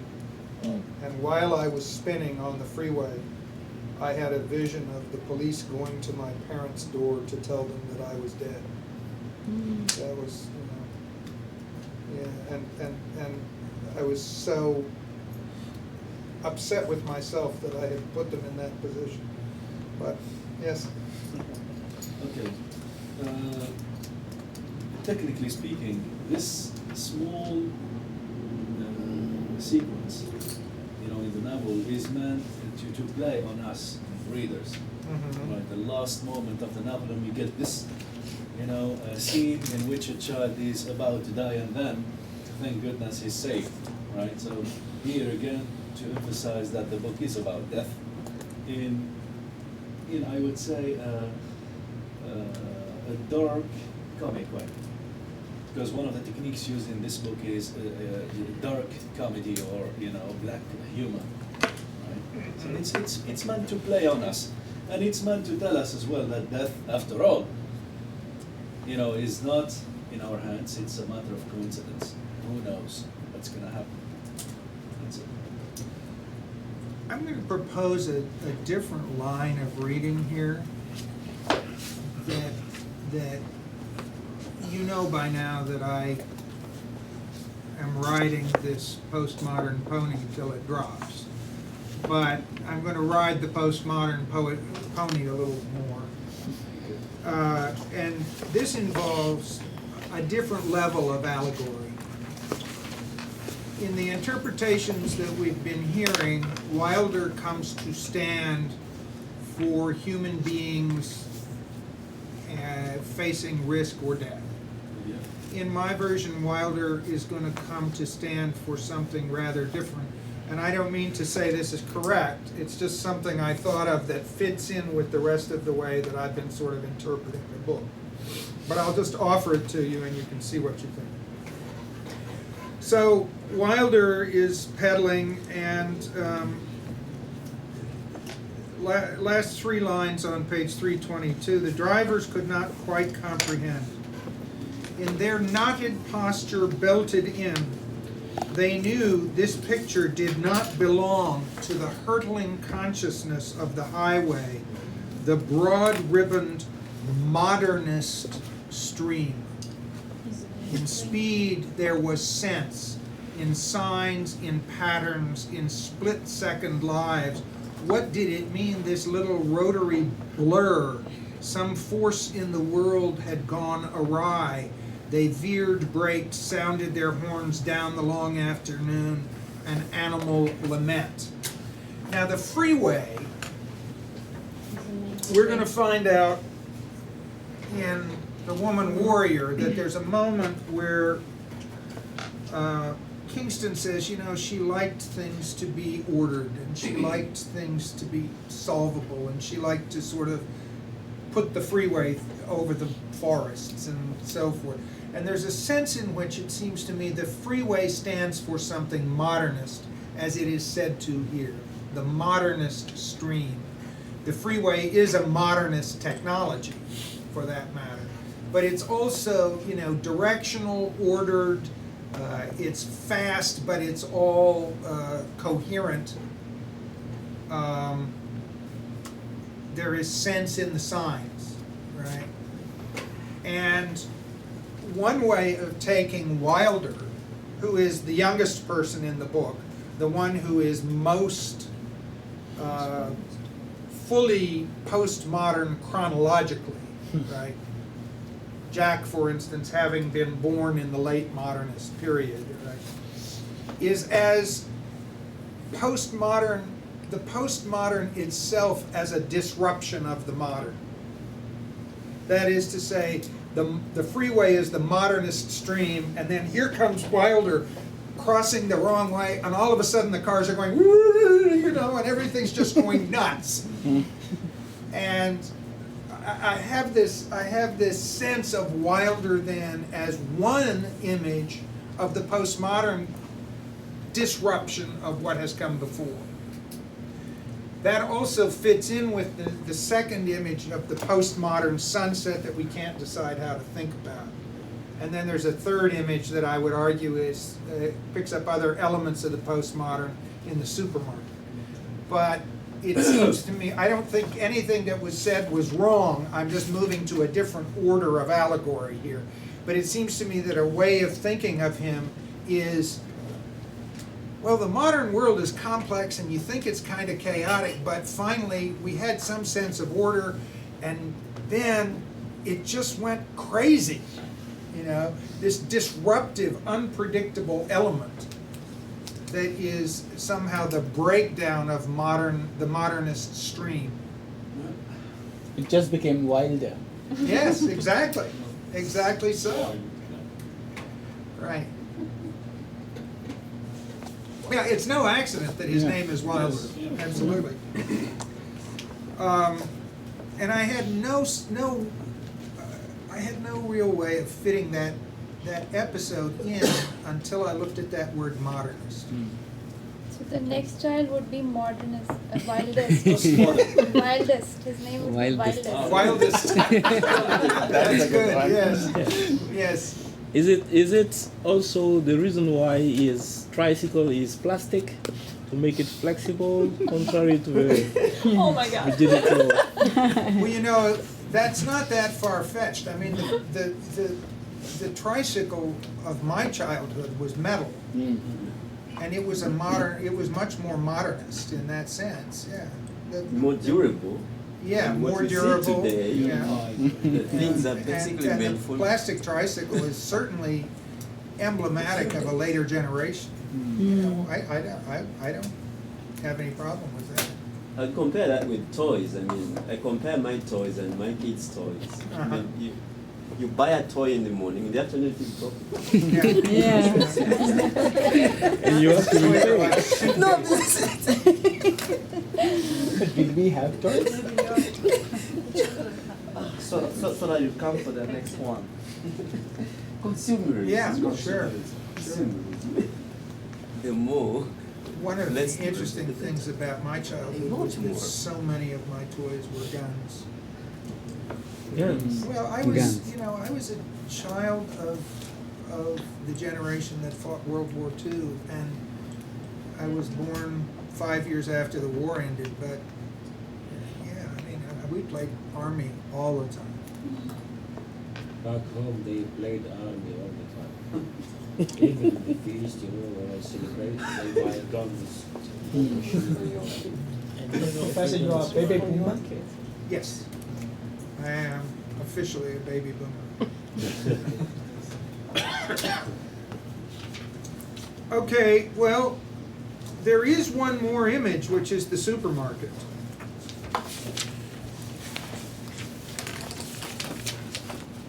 Next page. And I think this is a third image of what happens with the postmodern, and particularly of what happens to people for whom change is difficult.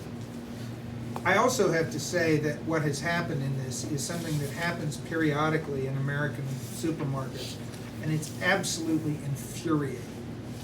They rearrange everything so that you can't find it because they want you to take more time to shop. It's, you know, after my wife died, I had to learn to cook, and I had to do all the shopping and so forth. And over time, I got pretty good at it. I knew where the things were that I wanted. I could get in and out of the supermarket.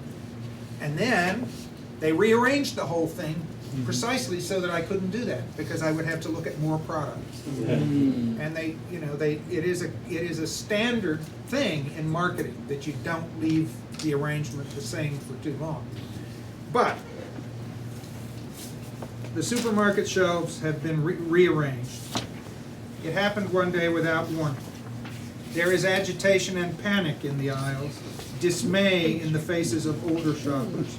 They walk in a fragmented, that's one of those key postmodern words, fragmented trance, stop and go, clusters of well-dressed figures frozen in the aisles, trying to figure out the pattern, discern the underlying logic, trying to remember where they'd seen the cream of wheat.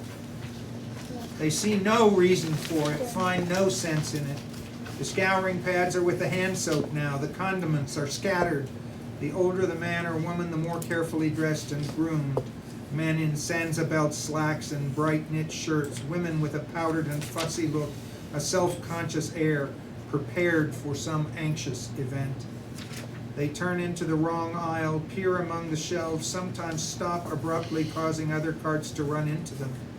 Only the generic food is where it was, white packages plainly labeled. The men consult lists, the women do not. There is a sense of wandering now, an aimless and haunted mood, sweet-tempered people taken to the edge. They scrutinize the small print on packages, wary of a second level of betrayal.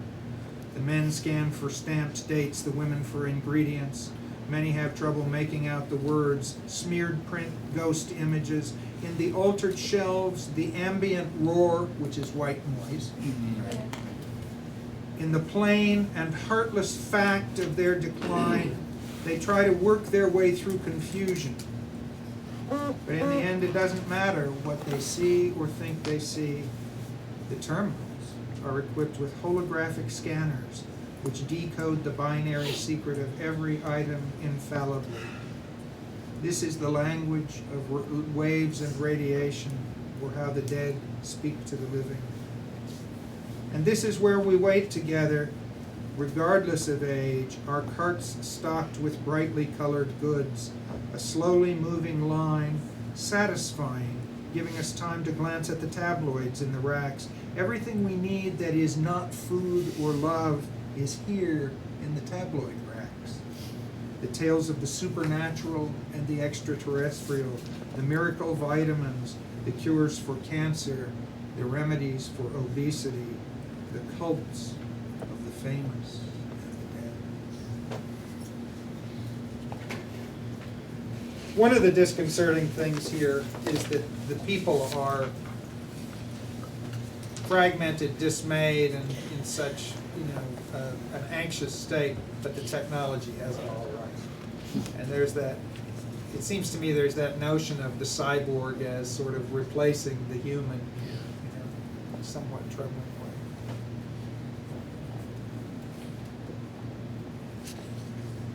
So the postmodern world as rearranged supermarket.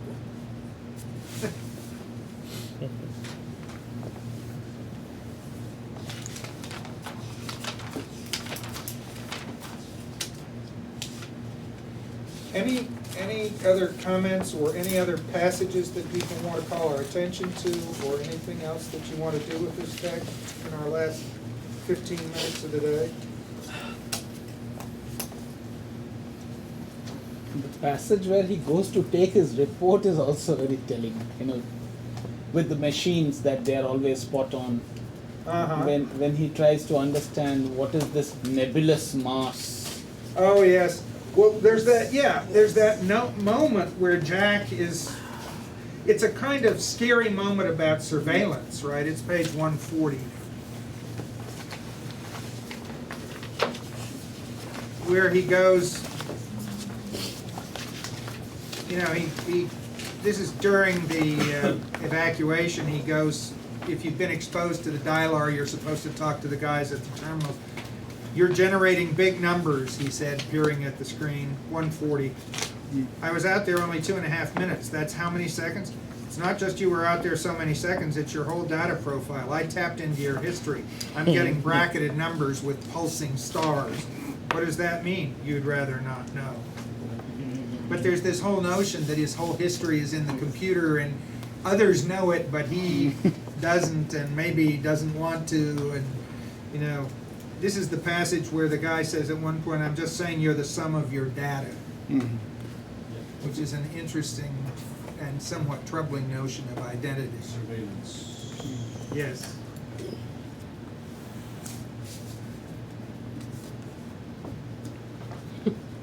But you said we had a situation. I did. This is toward the bottom of 141, a long paragraph.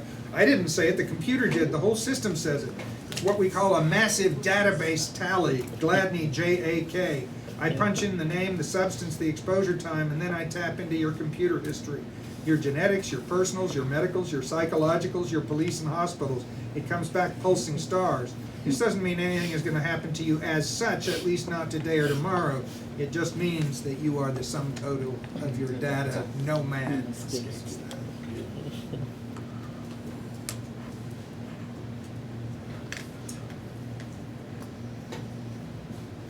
Surveillance, that database that knows us better than we know ourselves, and also somehow the sense that our very identity is simply data.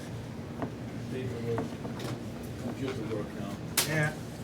The other moment like this is that when he goes to the automatic bank, to the bank machine on page 46. In the morning I walked to the bank. I went to the automated teller machine to check my balance. I inserted my card, entered my secret code, tapped out my request. The figure on the screen roughly corresponded to my independent estimate feebly arrived at after long searches through documents, tormented arithmetic. Waves of relief and gratitude flowed over me. The system had blessed my life. I felt its support and approval. The system hardware, the mainframe sitting in a locked room in some distant city. What a pleasing interaction. I sensed that something of deep personal value, but not money, not that at all, had been authenticated and confirmed. Yeah. I've been justified because the system agrees with me about how much money I have. It's such a relief, you know.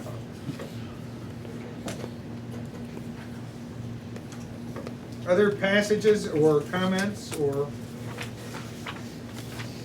Yes. Yes. Page 140. Yes. He says, the genius of the primitive mind is that it can render human helplessness in noble and beautiful ways. It means that postmodern man as opposed to primitive man, primitive men as opposed to postmodern men are happier because they believe in that helplessness can be rendered into a beautiful manner. Mm-hmm.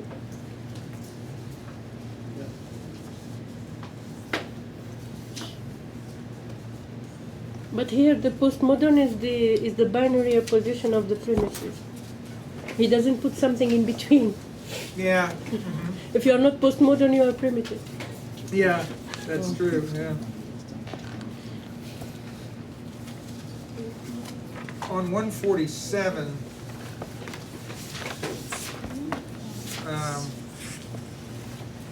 there's an expression that I think is really interesting in this regard. Let me see if I can find it here.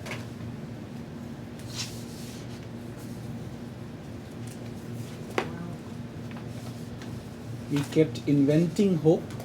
Yes, where is that? Top line, 147. Yeah, thank you, that's it. Out of some persistent sense of large-scale ruin, we kept inventing hope. That's something about living in the postmodern world, too, I think.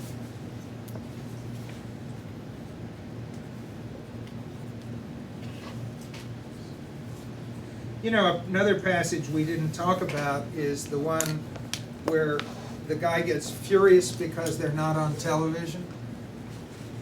they've been evacuated and they're not covered on television, and he just feels like, no, it's just somebody in the evacuation. Yes. But they don't get mentioned on TV, and he says, that you it know, was not important. our suffering wasn't real. What? Yeah. And there's also the near plane crash where the people don't understand what's happening until somebody starts telling them the story. You remember that? They get off the plane, their plane almost crashed. Actually, there's a hilarious moment in that, which I'd like to look at for just a second if we can find it. I think it's when they go to pick up his daughter at the airport. And so it's relatively early in the book.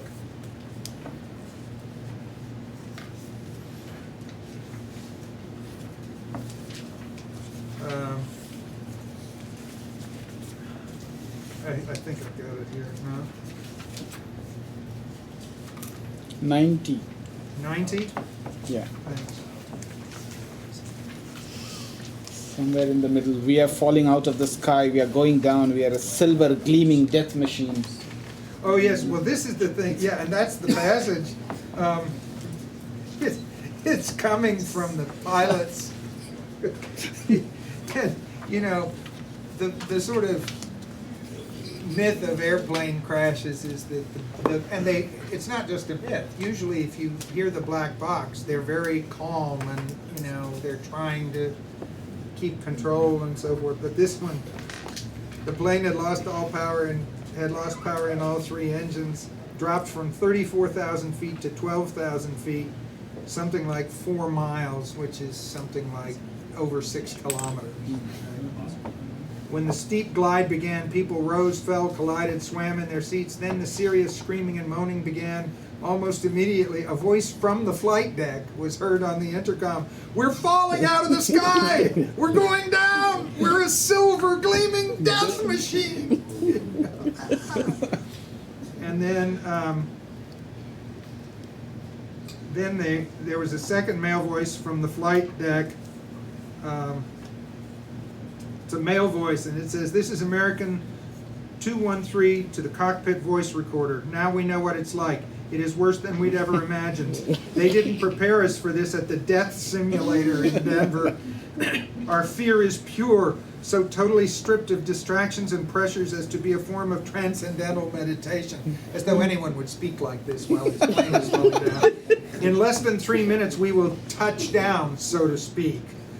Touchdown is good. "They will find our bodies in some smoking field strewn about in the grisly attitudes of death. I love you, Lance." Saying goodbye to his boyfriend on the voice recorder. But then the people, you know, they get out, and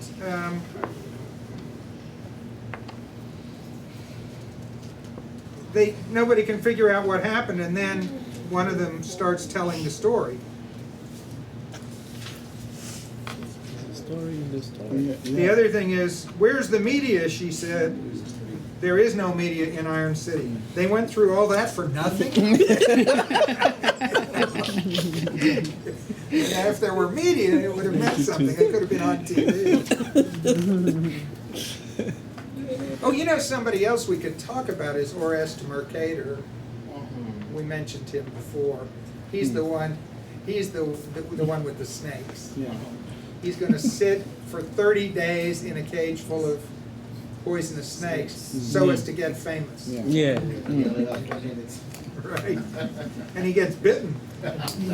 Fortunately, he had the good sense to replace the poisonous snakes with non-poisonous snakes.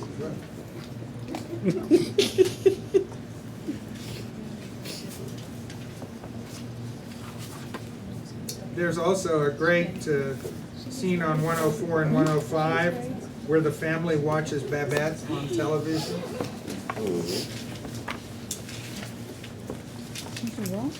Only while there remains count.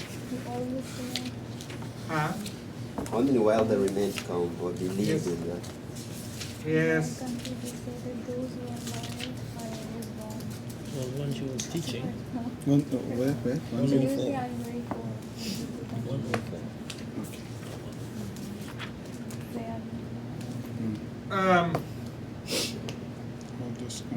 There's a nice, wonderful postmodern image on page 49 of a sweater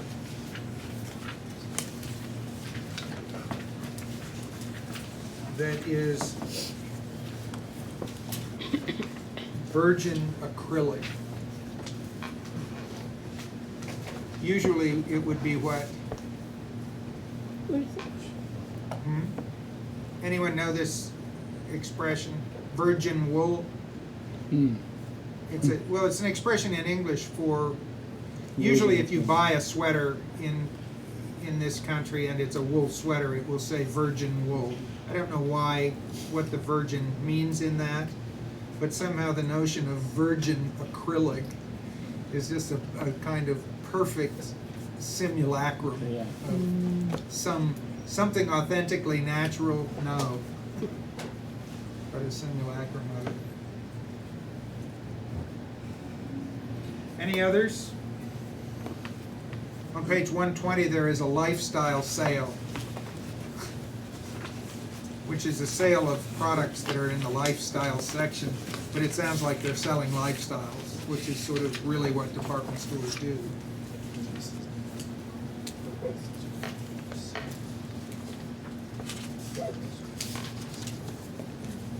Anything else?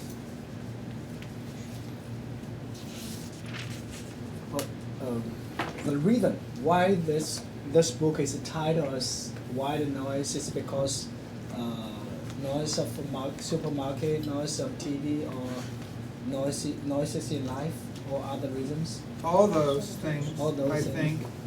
It's also, there's a question as to, one of the questions here is what all that buzz of sound means, and whether it is meaningful at all. And also, does it stand for life? Does it stand for death? Is postmodern culture a life-sustaining or a death-bringing one? All those things.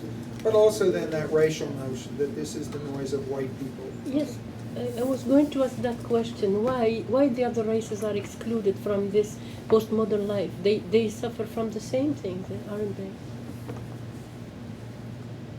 Well, actually, I think that their history tends to be a little different, and their conditions tend to be a little different. This seems to me very much a novel of the bourgeoisie.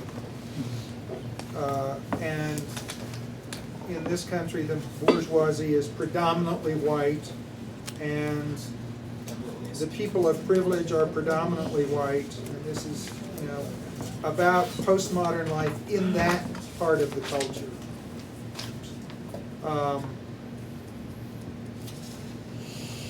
We'll get some other examples of postmodern life. For instance, The Brief Wondrous Life of Oscar Wilde gives us a very interesting portrait of a Latino boy's experience of the contemporary American world, along with also a narrative of the Dominican world of an earlier generation. But we'll see that the quality of life is in some ways a little different. The material touchstones of white life are a little different, that kind of thing. And I think it's to his credit that DeLillo identifies the book's whiteness rather than simply saying this is postmodern culture. The book did have, at earlier points, 2 other titles. The one that he wanted was Panasonic, which he couldn't use because it was a brand name and they wouldn't let him use it.